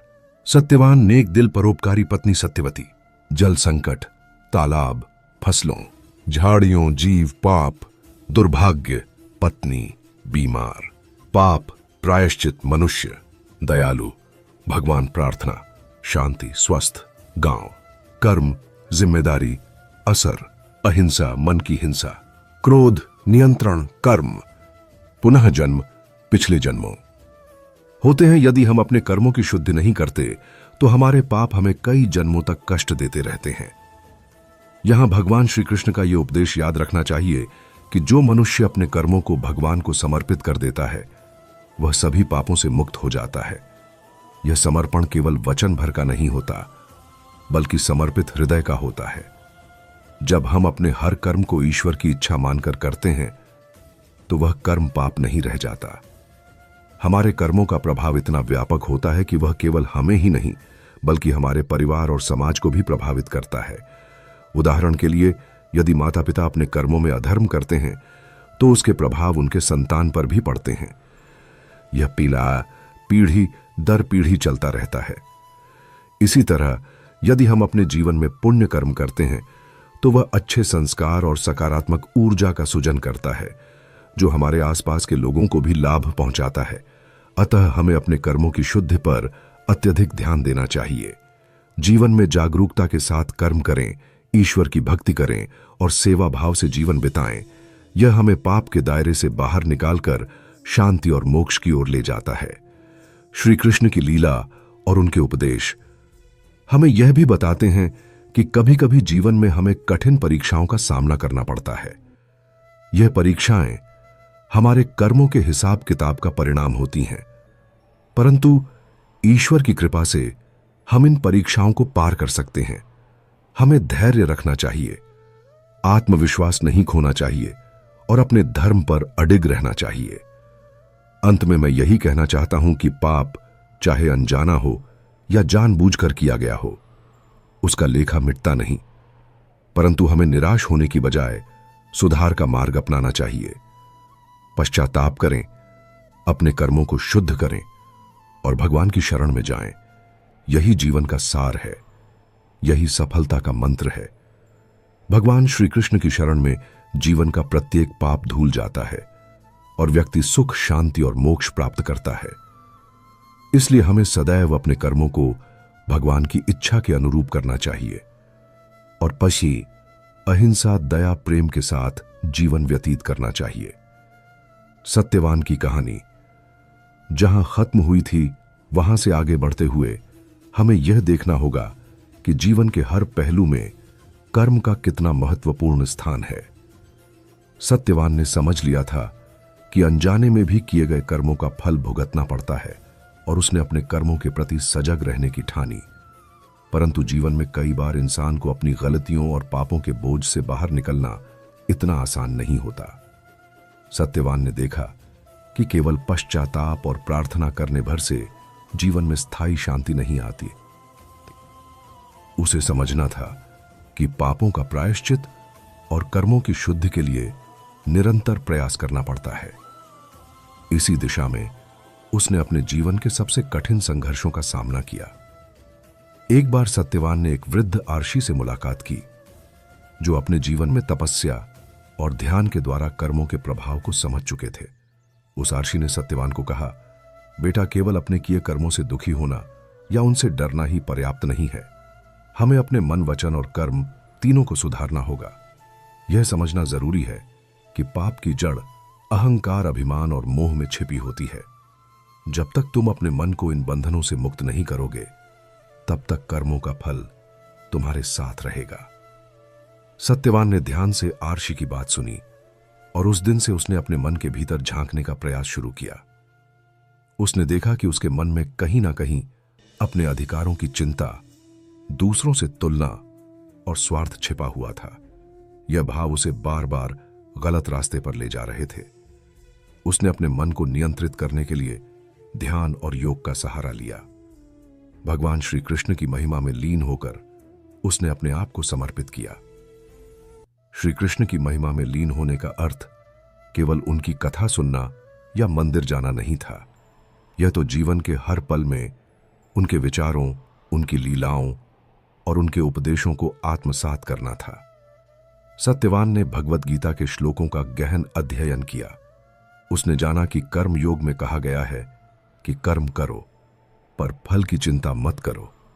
फल की चिंता करने वाला व्यक्ति अपने कर्मों के अधीन हो जाता है और वह कर्म भी अशुद्ध हो जाते हैं। जब कर्म निष्काम भाव से किए जाते हैं, तब वे पुण्य बनते हैं। इस समझ के बाद सत्यवान ने अपने कर्मों को एक नई दिशा दी। उसने अब केवल अपने और अपने परिवार के लिए नहीं, बल्कि पूरे गांव और जीव जंतुओं के लिए सोचने लगा।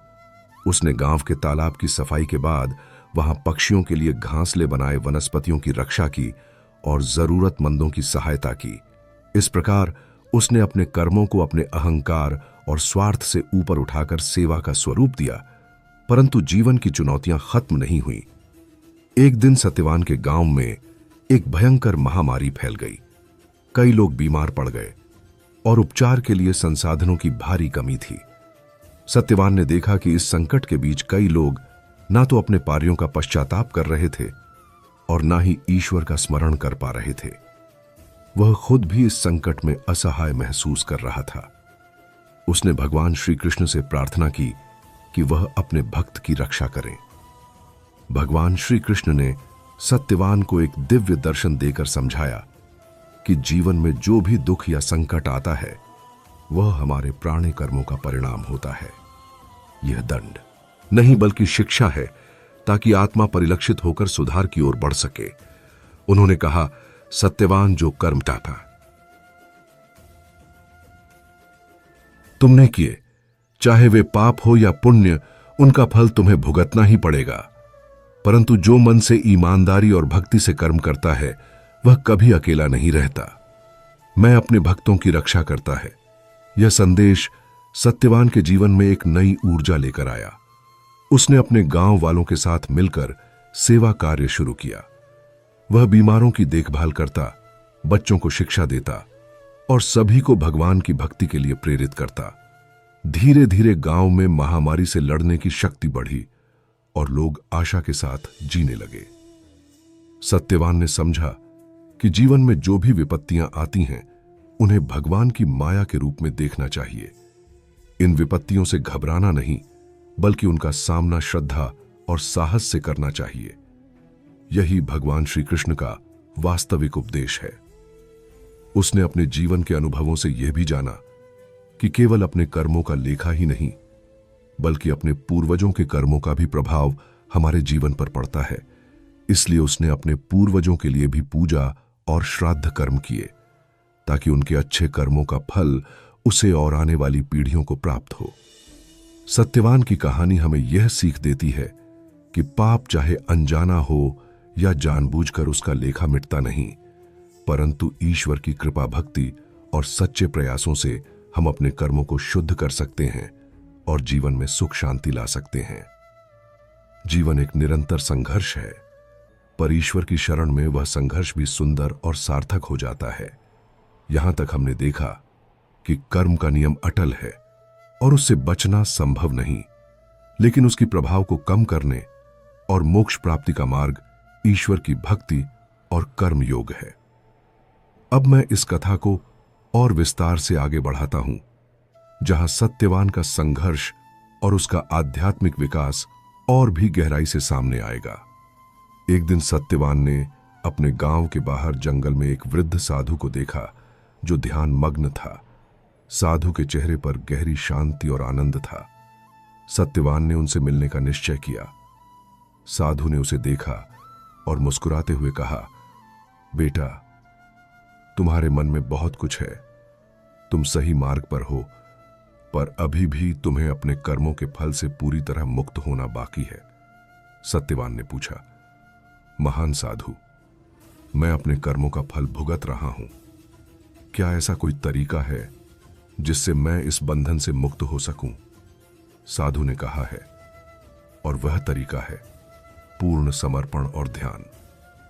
जब मनुष्य अपने सारे कर्म, अपने सारे दुख और सुख, अपने सारे प्रयास ईश्वर को समर्पित कर देता है, तब वह कर्मों के बंधन से मुक्त हो जाता है।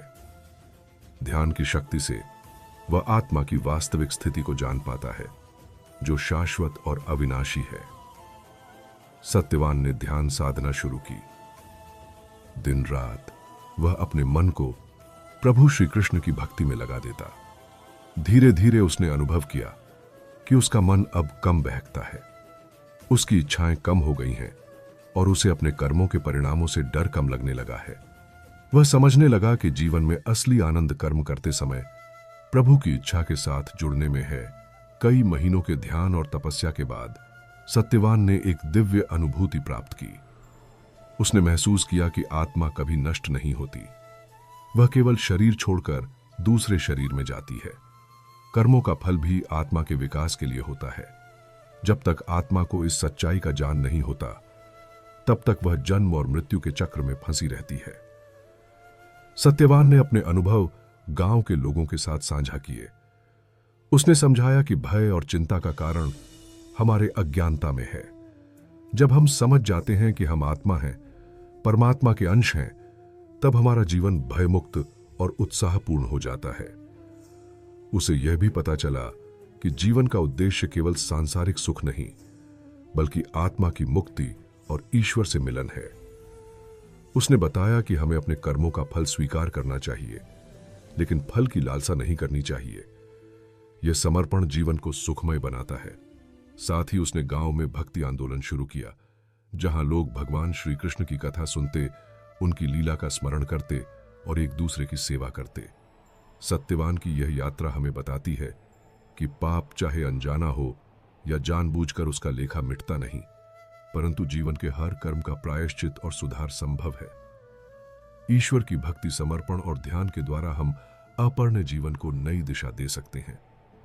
कर्म का बंधन तो रहता है, लेकिन उसकी जंजीरें धीरे धीरे टूटती चली जाती हैं। यह यात्रा केवल सत्यवान की नहीं, बल्कि हम सभी की है। हम सब अपने कर्मों के लिए जिम्मेदार हैं। हमें अपनी गलतियों को स्वीकार करके उनसे सीख लेकर और ईश्वर की शरण लेकर जीवन को सार्थक बनाना है। इसी में असली मानवता है और इसी में मोक्ष है। इस कथा के माध्यम से मैं आपको यह बताना चाहता हूं कि जीवन में जब भी आप अपने कर्मों के बोझ तले दबे महसूस करें तो निराश ना हो। ईश्वर की शरण में जाइए, उनके नाम का जप कीजिए और अपने कर्मों को सुधारने का प्रयास कीजिए। जीवन में पाप चाहे अनजाना हो या जानबूझकर किया गया हो, उसका लेखा मिटता नहीं, लेकिन ईश्वर की कृपा से वह पाप हमें बांध नहीं सकता। भगवान श्री कृष्ण के उपदेश हमारे जीवन के मार्गदर्शक हैं। उन्होंने कहा है कि जब तू मुझ में समर्पित हो जाएगा तो मैं तेरे सारे पापों को धो डालूंगा। यही उनकी अपार करुणा और प्रेम है। हमारा कर्म हमारा भविष्य है। आज के कर्म से हमारा कल निर्मित होता है। इसलिए हमें सदैव सच्चाई, अहिंसा, दया और प्रेम के साथ कर्म करना चाहिए। अपने कर्मों के प्रति जागरूक होना ही जीवन की सबसे बड़ी शिक्षा है। जब हम अपने कर्मों के प्रति जागरूक हो जाते हैं, विपत्तियां भगवान की माया, श्रद्धा, साहस, भगवान श्री कृष्ण, पूर्वजों, पूजा, श्राद्ध कार्य, कर्मों का प्रभाव, पीढ़ियां, समर्पण, ध्यान, कर्मों के बंधन, आत्मा शाश्वत, भय, चिंता, आत्मा परमात्मा, जीवन का उद्देश्य, भक्ति आंदोलन, कृष्ण की कथा, सेवा, मानवता, मोक्ष, कर्मों का बोझ, निराश, ईश्वर, प्रयास, सुधार। तो हमारा मन स्थिर हो जाता है और हम सही दिशा में आगे बढ़ते हैं। सत्यवान की कहानी से हम यह भी सीखते हैं कि जीवन की कठिनाइयां हमें कमजोर नहीं करती, बल्कि मजबूत बनाती हैं। कर्मों का फल भले ही कभी कभी कठिन हो, पर उससे भागना संभव नहीं, भागना पाप को बढ़ाता है। इसका सामना करना और सुधार की ओर कदम बढ़ाना ही सच्ची आध्यात्मिक प्रगति है। अंत में मैं यही कहूंगा कि अपने कर्मों के प्रति सजग रहो। पाप चाहे अनजाना हो या जानबूझकर, उसका लेखा मिटता नहीं, परंतु ईश्वर की शरण में समर्पित होकर भक्ति और सेवा के मार्ग पर चलकर हम अपने पापों का प्रायश्चित कर सकते हैं और जीवन को सार्थक बना सकते हैं। यही भगवान श्री कृष्ण का संदेश है और यही जीवन का मूल मंत्र है। सत्यवान का जीवन अब एक नए मोड़ पर था। उसने अपने कर्मों के महत्व और परिणामों को समझ लिया था, लेकिन समझने भर से काम नहीं चलता। कर्मों का बोझ कितना भारी होता है, यह केवल वही जान सकता है जिसने इसे अपने अनुभव से महसूस किया हो।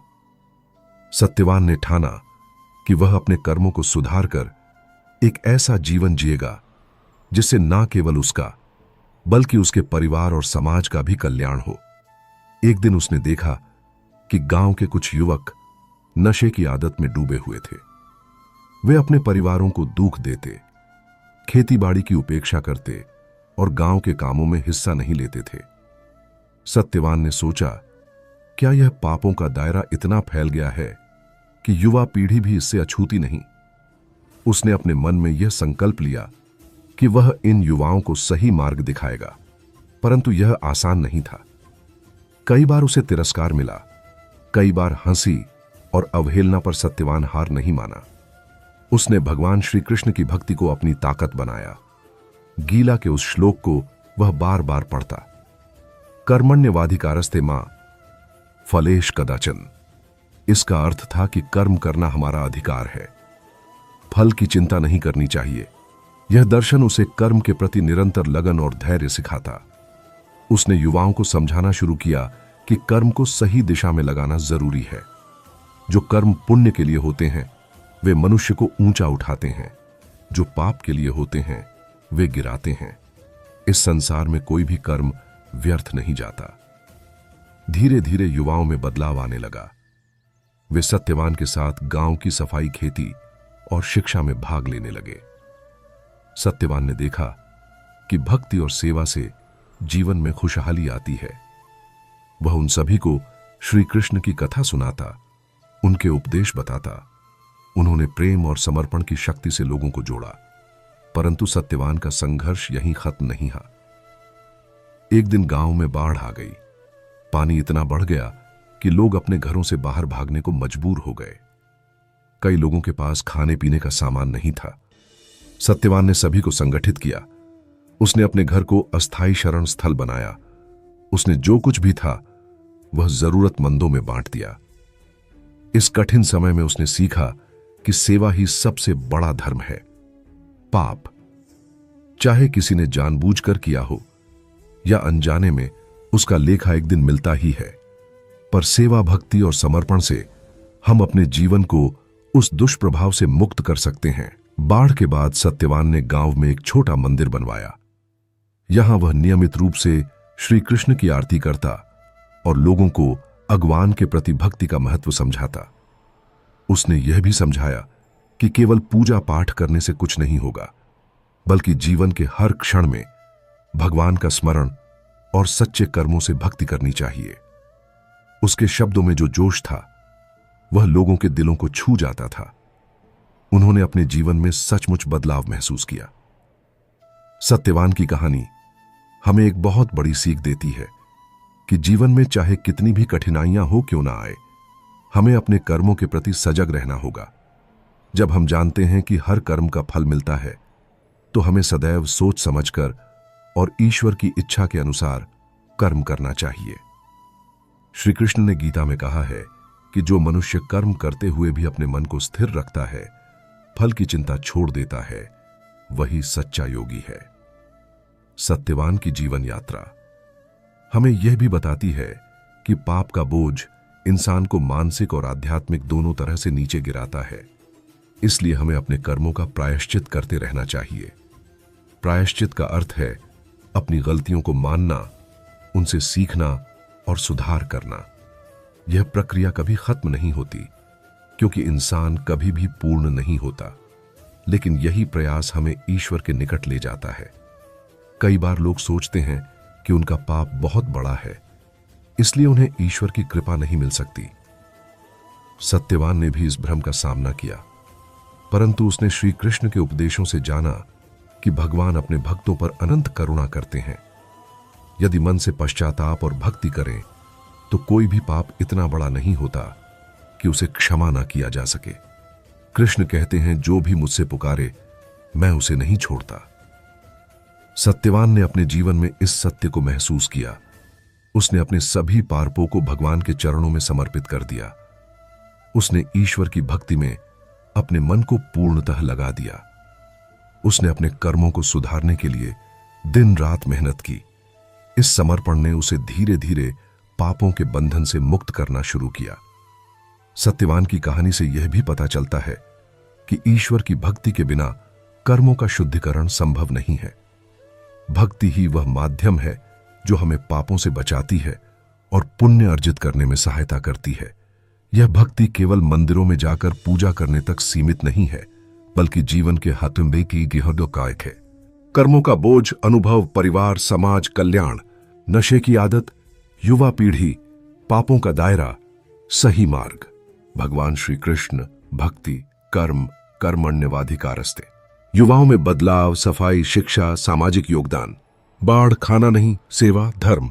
छोटा मंदिर, श्री कृष्ण, आरती, भक्ति। कर्मों का प्रायश्चित, गलतियां, सुधार। भगवान, कृपा, पश्चाताप, भक्ति। ईश्वर की भक्ति, कर्मों का शुद्धिकरण, पुण्य अर्जित। कार्य में भगवान का नाम लेने और उनके प्रति प्रेम रखने में है। सत्यवान ने जब अपने जीवन में इस भक्ति को अपनाया, तब उसके अंदर एक असीम शांति और आनंद का अनुभव हुआ। उसका मन अब उन पापों और गलतियों से डरा नहीं करता था, क्योंकि उसने जाना था कि ईश्वर उसकी रक्षा करेगा। उसकी यह यात्रा हमें बताती है कि जीवन में पाप चाहे अनजाना हो या जानबूझकर किया गया हो, उसका लेखा मिटाना ईश्वर की कृपा, भक्ति और कर्म योग के रास्ते से ही संभव है। यह कहानी हमारे लिए एक दर्पण है। हमें अपनी आत्मा में झांकना चाहिए और देखना चाहिए कि हमारे कर्म क्या है। हमें अपने गलत कार्यों का पश्चाताप करना चाहिए और अपने जीवन को सुधारने का संकल्प लेना चाहिए। यही जीवन का सार है। सत्यवान ने अपने जीवन के अनुभवों से यह भी जाना कि केवल अपने कर्मों के लिए जिम्मेदार होना ही नहीं, बल्कि अपने परिवार और समाज के प्रति भी जिम्मेदारी निभानी चाहिए। उसका जीवन एक उदाहरण बन गया कि कैसे व्यक्ति अपने कर्मों को सुधार कर न केवल स्वयं बल्कि अपने आसपास के लोगों के लिए भी सुख और शांति ला सकता है। श्री कृष्ण के उपदेशों से प्रेरित होकर सत्यवान ने अपने जीवन को एक नई दिशा दी। उसने अपने कर्मों को स्वार्थ से ऊपर उठाकर सेवा और भक्ति के रूप में रूपांतरित किया। उसने अपने कर्मों के फल की चिंता छोड़ दी और कर्म योग की राह पर चल पड़ा। इस प्रकार सत्यवान की कहानी हमें जीवन के सबसे महत्वपूर्ण सत्य से परिचित कराती है कि कर्मी का लेखा मिटता नहीं, चाहे वे पाप हो या पुण्य, लेकिन ईश्वर की भक्ति, समर्पण और सही कर्म योग से हम अपने जीवन को सुंदर और सार्थक बना सकते हैं। यही श्री कृष्ण का संदेश है और यही जीवन का परम उद्देश्य। सत्यवान की कहानी एक अद्भुत जीवन दर्शन का परिचायक है जो हमें गहराई से समझाती है कि इस संसार में पाप चाहे अनजाने में किया गया हो या जानबूझकर, उसका लिखताब अवश्य होता है। यह कानून ना तो कभी बदलता है और ना ही कोई उससे बच सकता है। कर्म के फल की अनिवार्यता को समझना मानव जीवन का सबसे बड़ा उपकार है, क्योंकि इसी समझ के माध्यम से हम अपने जीवन को दिशा देते हैं। श्री कृष्ण ने गीता में जो ज्ञान दिया है वह हमें यही सिखाता है कि कर्म करते रहो पर फल की चिंता मत करो। कर्म योग की यही सीख सत्यवान के जीवन की आधारशिला बनी। सत्यवान ने अपने अनुभवों से जाना कि पाप के बोझ से मुक्ति केवल ईश्वर की भक्ति, सच्चे मन से किए गए प्रायश्चित और अपने कर्मों को सुधारने की इच्छा से संभव है। कोई भी पाप इतना बड़ा नहीं होता कि उसका प्रायश्चित और ईश्वर की कृपा उसे दूर न कर सके। यह संसार कर्मों का मंदिर है जहां हर कर्म की छाया हमारे ऊपर पड़ती है। हम अपने कर्मों से ही अपने जीवन के सुख दुख के निर्माता हैं। इस संसार में कोई ऐसा नहीं जो अपने कर्मों से बच सके, परंतु भगवान श्री कृष्ण की असीम दया से जो मनुष्य अपनी गलती मानकर अपने हृदय से पश्चाताप करता है वह नया जीवन प्राप्त कर सकता है।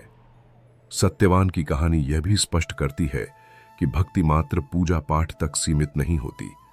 असली भक्ति तो वह है जो हमारे कर्मों में झलकती है, जो दूसरों की सेवा में, अपने कर्तव्य पालन में और ईश्वर के प्रति अटूट श्रद्धा में प्रकट होती है। सेवा और समर्पण के मार्ग पर चलने वाला व्यक्ति अपने पापों को धो सकता है और मोक्ष की ओर अग्रसर हो सकता है। श्री कृष्ण कहते हैं कि जो मनुष्य अपने संपूर्ण मन और आत्मा से मुझे स्मरण करता है उसे मैं कभी भी निराश नहीं करता।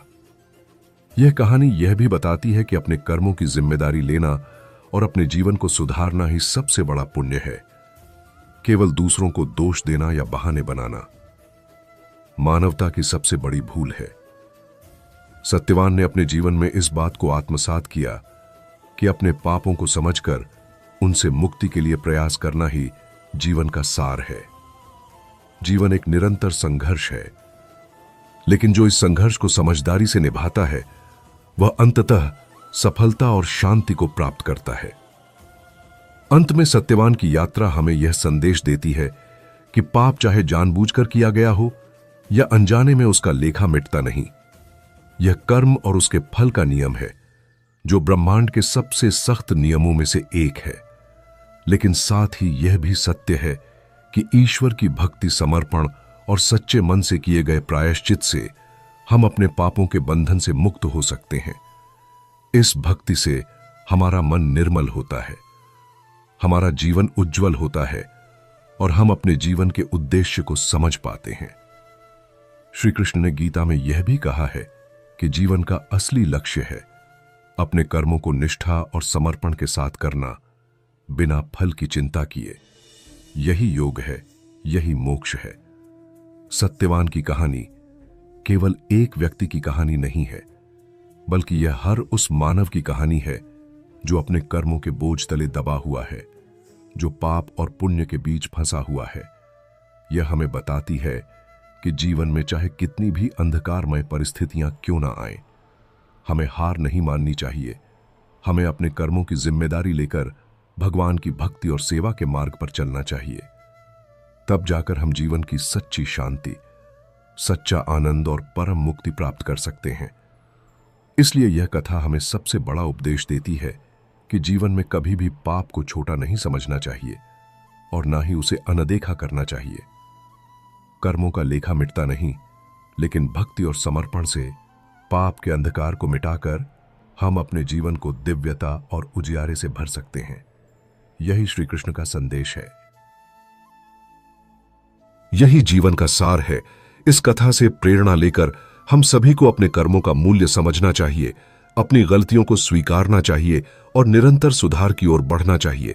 जब हम ईश्वर की ओर पूरी श्रद्धा और विश्वास के साथ बढ़ेंगे, तब हम अपने जीवन में असीम शांति और आनंद का अनुभव कर सकेंगे। यही है जीवन का सच्चा उद्देश्य और यही है कर्म का उच्चतम फल। जब अर्जुन रणभूमि में खड़े होकर श्री कृष्ण से प्रश्न करता है, हे माधव, यदि कोई मनुष्य अनजाने में कोई पाप कर बैठता है, तब भी क्या उसे उसके कर्मों का फल भोगना पड़ता है? तब श्री कृष्ण मुस्कुराते हुए कहते हैं, हे पार्थ, इस सृष्टि में कोई भी कर्म ऐसा नहीं जो व्यर्थ जाए, चाहे वह जानबूझकर किया गया हो या अनजाने में। प्रत्येक कर्म ब्रह्मांड की स्मृति में अंकित हो जाता है और समय आने पर उसका फल अवश्य लौटता है। यही सनातन धर्म का गढ़ सत्य है। अर्जुन की तरह ही आज का मनुष्य भी इस प्रश्न में उलझा रहता है कि यदि हमसे कोई गलती हो जाए, वह भी बिना किसी दुर्भावना के, तब भी क्या ईश्वर उसे पाप मानते हैं? क्या उसका दंड निश्चित है? और यदि हां, तो क्या ईश्वर केवल न्याय करते हैं, दया नहीं? यह शंका केवल अर्जुन की नहीं थी, यह समूची मानव जाति का प्रश्न है। और इस प्रश्न का उत्तर श्री कृष्ण ने पूरे भगवत गीता में अपने वचनों और दृष्टांतों से बार बार दिया है। श्री कृष्ण कहते हैं, है मनुष्य, तुम चाहे जो भी करो, उस प्रत्येक कार्य की ऊर्जा ब्रह्मांड में फैलती है। जब कोई कार्य पुण्य का होता है तो वह ऊर्जा सुखद परिस्थितियां बनाकर लौटती है, और जब कोई कार्य पाप का होता है, भले ही अनजाने में क्यों ना किया गया हो, वह भी दुखद परिणाम बनकर वापस आता है। यह सिद्धांत किसी धर्म, जाति या संप्रदाय का बंधक नहीं है। यह ब्रह्मांड का नियम है, जो बोओगे वही काटोगे। यह नियम इतना गहरा है कि इसे ना कोई बदल सकता है, ना कोई टाल सकता है। यहां तक कि भगवान भी इस नियम के अधीन है, क्योंकि वे स्वयं इस नियम के रचयिता हैं। एक समय की बात है, द्वारका में एक वृद्ध महिला श्री कृष्ण से मिलने आई। वह कांपती हुई हाथ जोड़कर कहने लगी, प्रभु, मैंने अपने जीवन में कभी किसी को कष्ट नहीं दिया, फिर भी मेरे पुत्रों ने मुझे वृद्धाश्रम भेज दिया। क्या यह मेरे किसी पूर्व पाप का फल है? श्री कृष्ण ने बड़े प्रेम से उसकी ओर देखा और कहा, माता श्री, जो तुम आज भोग रही हो, वह इस जीवन का नहीं, उस जीवन का फल है जब तुमने अपनी सास को वृद्धावस्था में अकेला छोड़ दिया था।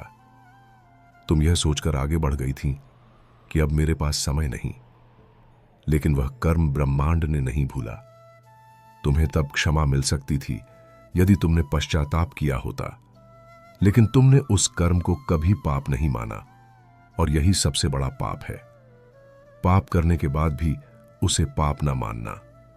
यह कथा हमें बताती है कि कर्म का लेखा जोखा इस संसार का सबसे सटीक गणित है। आप जो कुछ भी करते हैं, वह लौकिक या अलौकिक रूप में आपकी आत्मा पर अंकित हो जाता है। चाहे वह किसी जानवर को अनजाने में पत्थर लग जाना हो, किसी भूखे को भोजन ना देना हो, या किसी जरूरतमंद की प्रार्थना को अनसुना कर देना हो।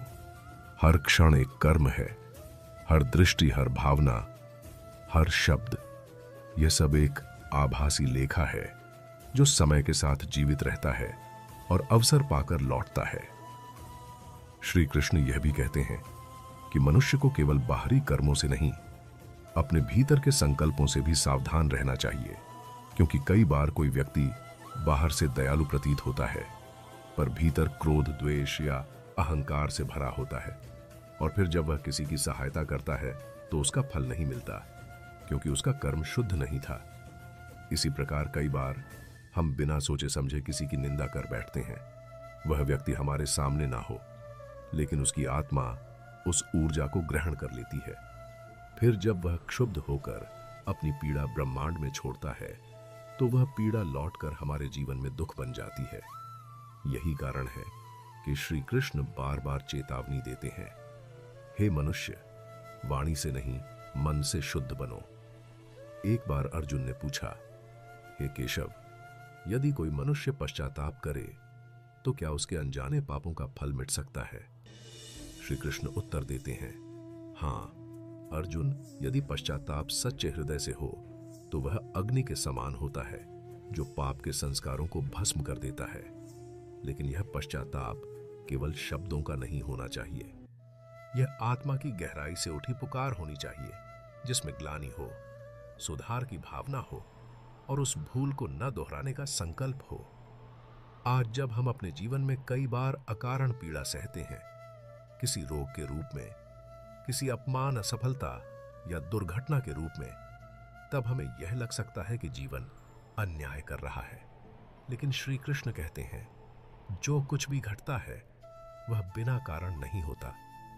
मनुष्य का हर वर्तमान उसके अतीत का प्रतिबिंब है। वह अतीत चाहे इस जन्म का हो या पूर्व जन्मों का, वह भूल नहीं गया है। इसीलिए यह समझना अत्यंत आवश्यक है कि हमें अपने जीवन के हर कार्य को जागरूकता से करना चाहिए। हमें हर दिन सोने से पहले आत्मचिंतन करना चाहिए। क्या मैंने आज किसी को अनजाने में आहत किया? क्या मेरी किसी बात से किसी को दुख पहुंचा? श्री कृष्ण आगे कहते हैं कि एक महान आत्मा वह नहीं होती जो कभी पाप न करे, बल्कि वह होती है जो अपने पापों को पहचान कर उनका परिमार्जन करे। इसलिए यदि तुमसे कोई अनजाना पाप हो जाए तो भयभीत ना हो, बल्कि सच का सामना करो।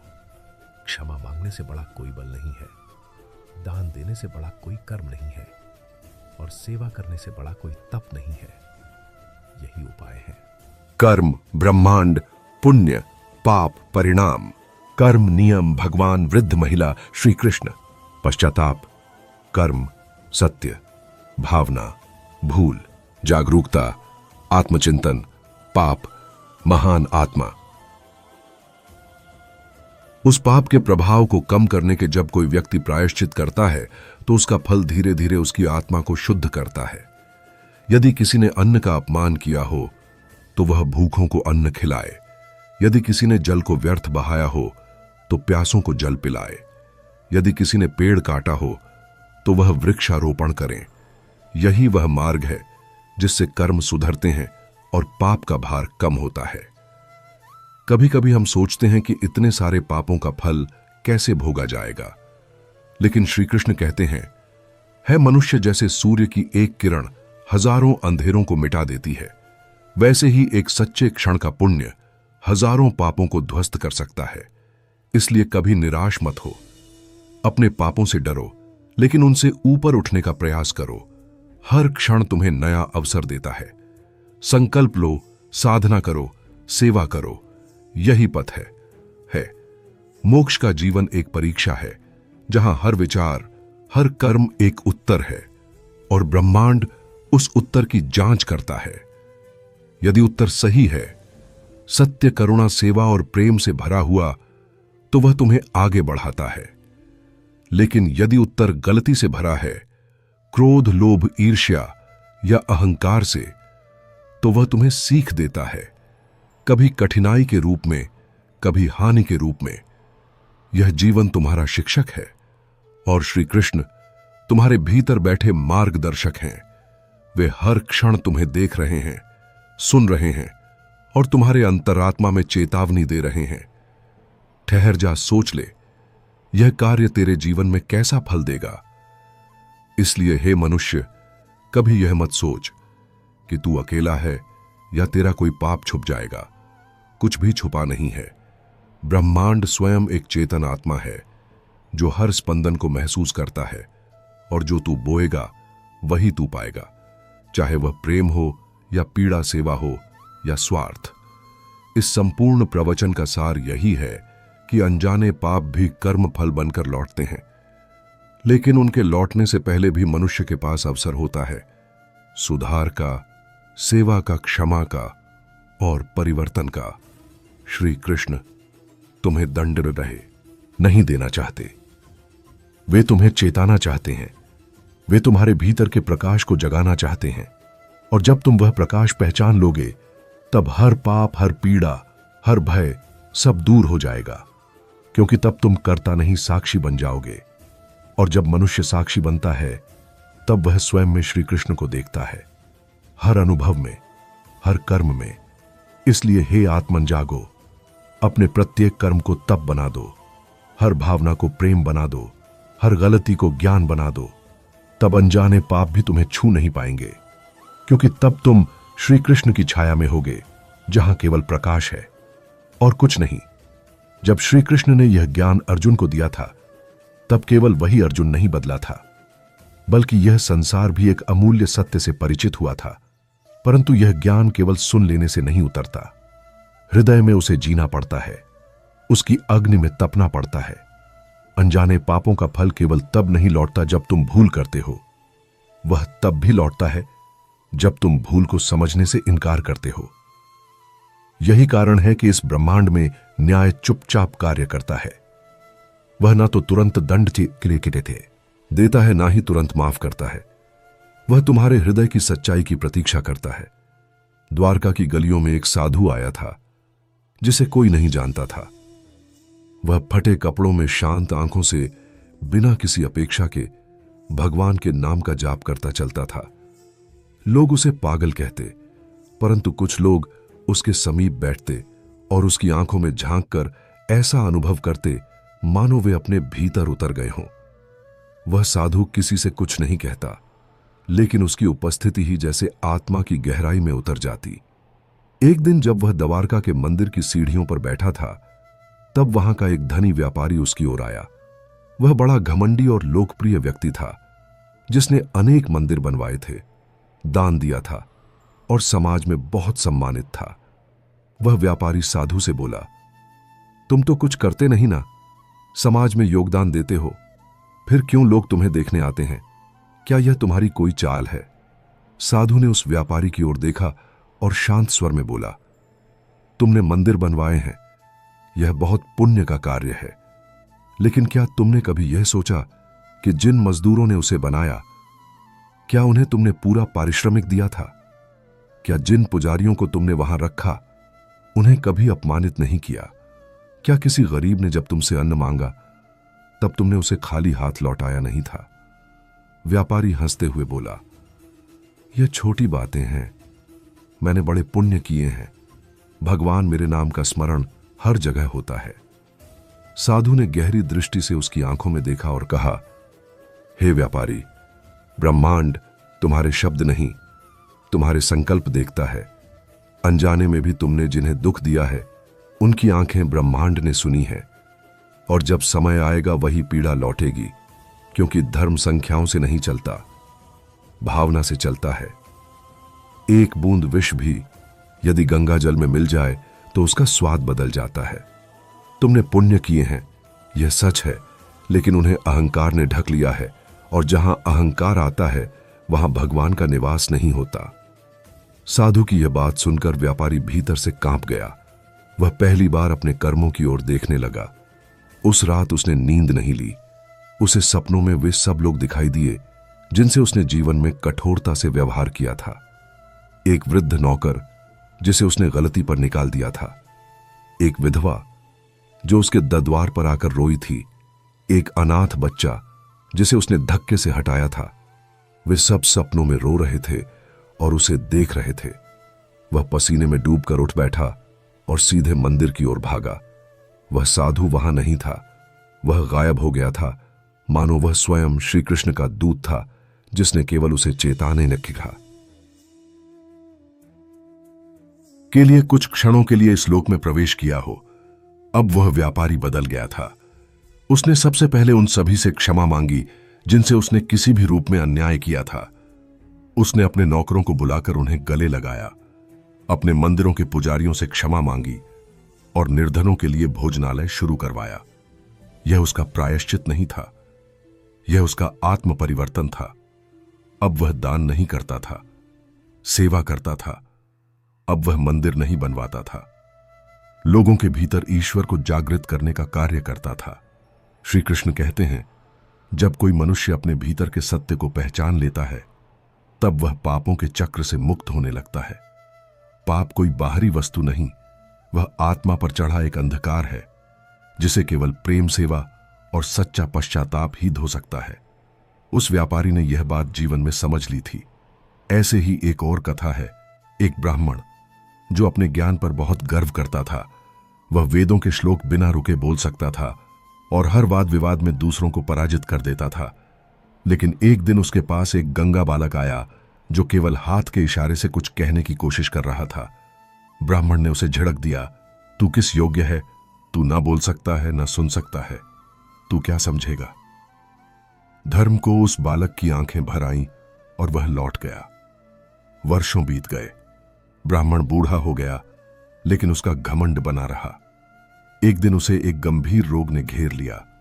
उसकी वाणी चली गई, वह बोल नहीं सका। वह मंदिर के बाहर बैठा केवल देखता रह गया। तब एक युवक आया जिसने उसके इशारे समझे और उसे जल पिलाया, उसे भोजन कराया। वह वही बालक था जो अब बड़ा हो चुका था। वह गूंगा था, लेकिन उसके भीतर करुणा थी और ब्राह्मण को उसी क्षण श्री कृष्ण का दर्शन हुआ। उसे समझ आया, मैंने जिसे अपमानित किया था वही मुझे सहारा दे रहा है। वह रो पड़ा और मन ही मन श्री कृष्ण से प्रार्थना करने लगा, प्रभु, मेरा सबसे बड़ा पाप यह था कि मैंने दूसरों को उनकी दुर्बलता से आंका, ना कि उनके हृदय की शुद्धता से। श्री कृष्ण कहते हैं, जब तक मनुष्य दूसरों को अपने से हीन समझता है तब तक वह पाप कर रहा है, चाहे वह जानता हो या नहीं। पाप वह नहीं जो केवल हिंसा से होता है, पाप वह भी है जो घृणा, उपेक्षा और अभिमान से होता है।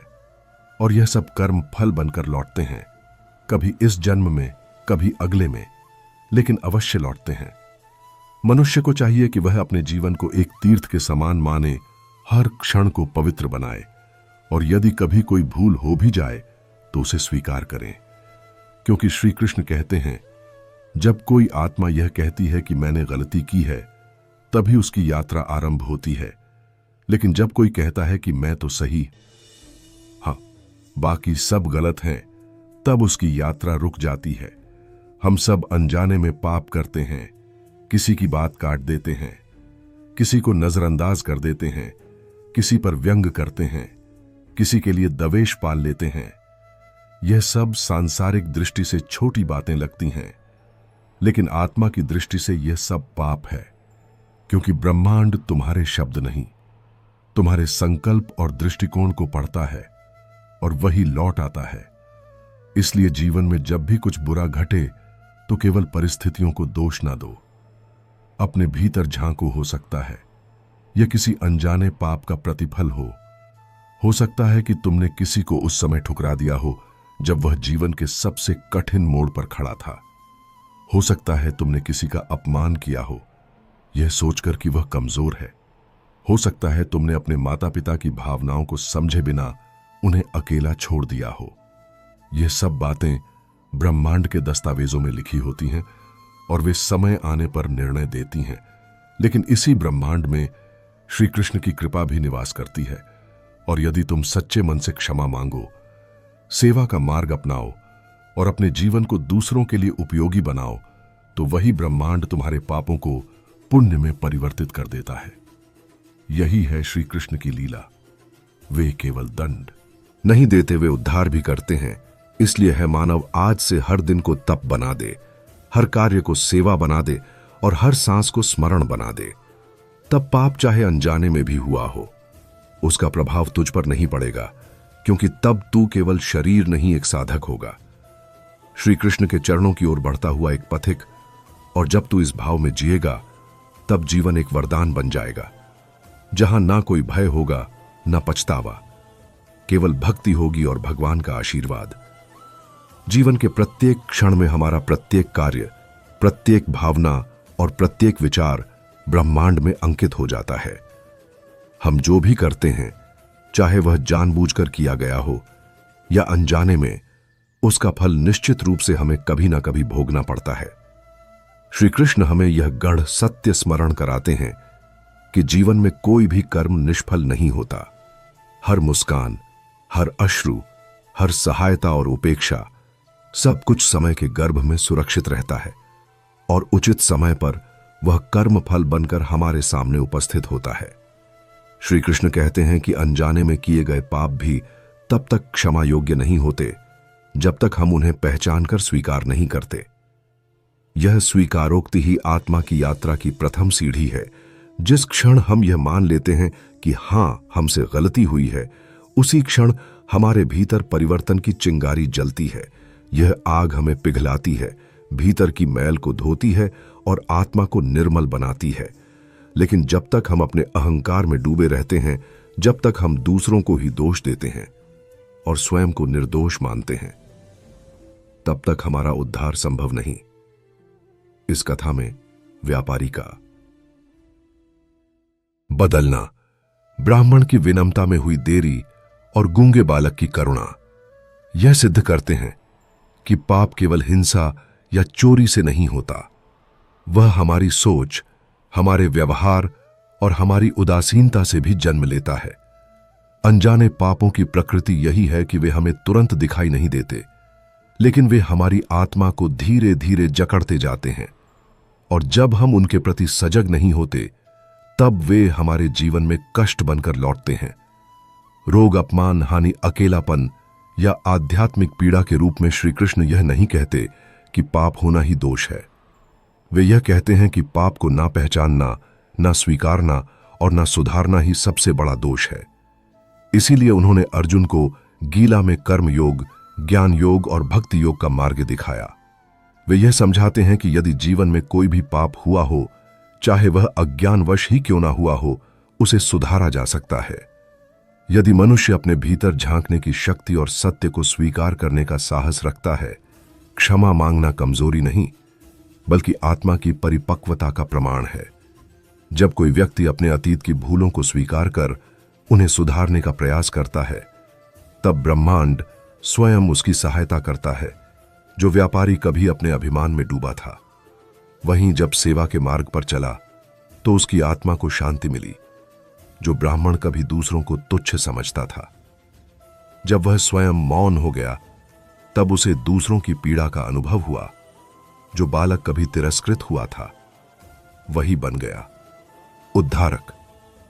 यह कोई संयोग नहीं, यह कर्म का नियम है। यह श्री कृष्ण की लीला है, जहां हर आत्मा को एक अवसर मिलता है स्वयं को जानने और सुधारने का। लेकिन वह अवसर तभी सार्थक होता है जब हम अपनी दृष्टि बाहर से हटाकर भीतर की ओर ले जाते हैं। यह कथा हमें यही सिखाती है कि हर दिन, हर संबंध, हर परिस्थिति में हमें सजग रहना चाहिए। हमें यह समझना चाहिए कि हम ईश्वर की दृष्टि से कभी भी अज्ञात नहीं हैं। वह हमारे हर विचार को देखता है, हमारे हर संकल्प को जानता है और हमारे हृदय की गहराई तक पहुंचता है। अनजाने में फंस को वहा पाप भी तभी क्षमा होता है जब हम उसे पहचान कर अपने हृदय से स्वीकार करते हैं और उसका प्रायश्चित सेवा, करुणा और निष्कलंक आचरण के माध्यम से करते हैं। श्री कृष्ण की प्रेरणा यही है कि हम अपने जीवन को केवल सुख साधन और यश के पीछे भागते हुए ना बिताएं, बल्कि उसे आत्मा की शुद्धि सेवा की भावना और प्रभु के चरणों में समर्पण की प्रक्रिया में रूपांतरित करें। यदि हम ऐसा करते हैं तो चाहे हमने अतीत में कितने ही अनजाने पाप क्यों ना किए हो, प्रभु की कृपा से वे सब जलकर भस्म हो सकते हैं और हम एक नए पवित्र जीवन की ओर अग्रसर हो सकते हैं। अंततः यही कहा जा सकता है कि जीवन एक दर्पण की भांति है। जो कुछ हम इसमें डालते हैं वही वापस आता है। यदि हमने सच्चाई, दया और सेवा को जीवन में स्थान दिया है तो वह 100 गुना होकर लौटेगा। लेकिन यदि हमने अभिमान, घृणा और उपेक्षा को बोया है तो वह भी लौटकर हमारे जीवन को पीड़ा से भर देगा। इसीलिए श्री कृष्ण कहते हैं, है मानव अपने कर्मों को गहराई से देख, उन्हें ईमानदारी से स्वीकार कर, और यदि तूने अनजाने में भी किसी को पीड़ा दी है तो अपने आचरण से उस गलती को सुधार, क्योंकि ब्रह्मांड न्याय से चलता है और न्याय का सबसे बड़ा आधार है आत्मा की सच्चाई। इस परम सत्य को समझ लेने वाला ही वास्तव में भक्त कहलाता है, क्योंकि वह केवल पूजा नहीं करता, वह अपने जीवन को ही पूजा पूजा बना देता है। वही मनुष्य जो अपनी भूलों से सीखकर अपने पापों को पुण्य में बदलने की साधना करता है, वही श्री कृष्ण के वास्तविक शरणागत कहलाता है। और जब एक आत्मा सच में शरणागत हो जाती है, तब न पाप उसका पीछा करता है, न डर, न दुख, केवल प्रभु का प्रेम उसके साथ चलता है। जन्मों जन्मों तक हर कर्म गूंजता है, हर पाप लौटता है और हर अच्छाई भी लौटता है।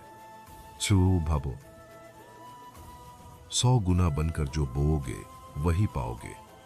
यही है श्री कृष्ण का न्याय और यही है जीवन का सत्य।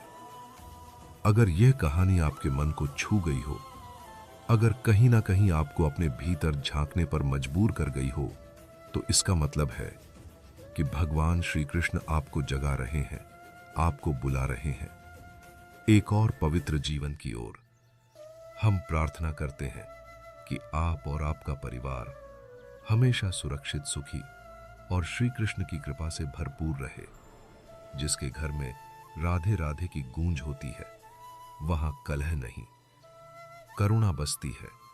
जहां हरे कृष्ण हरे राम का जाप होता है, वहां भय नहीं, भक्ति निवास करती है।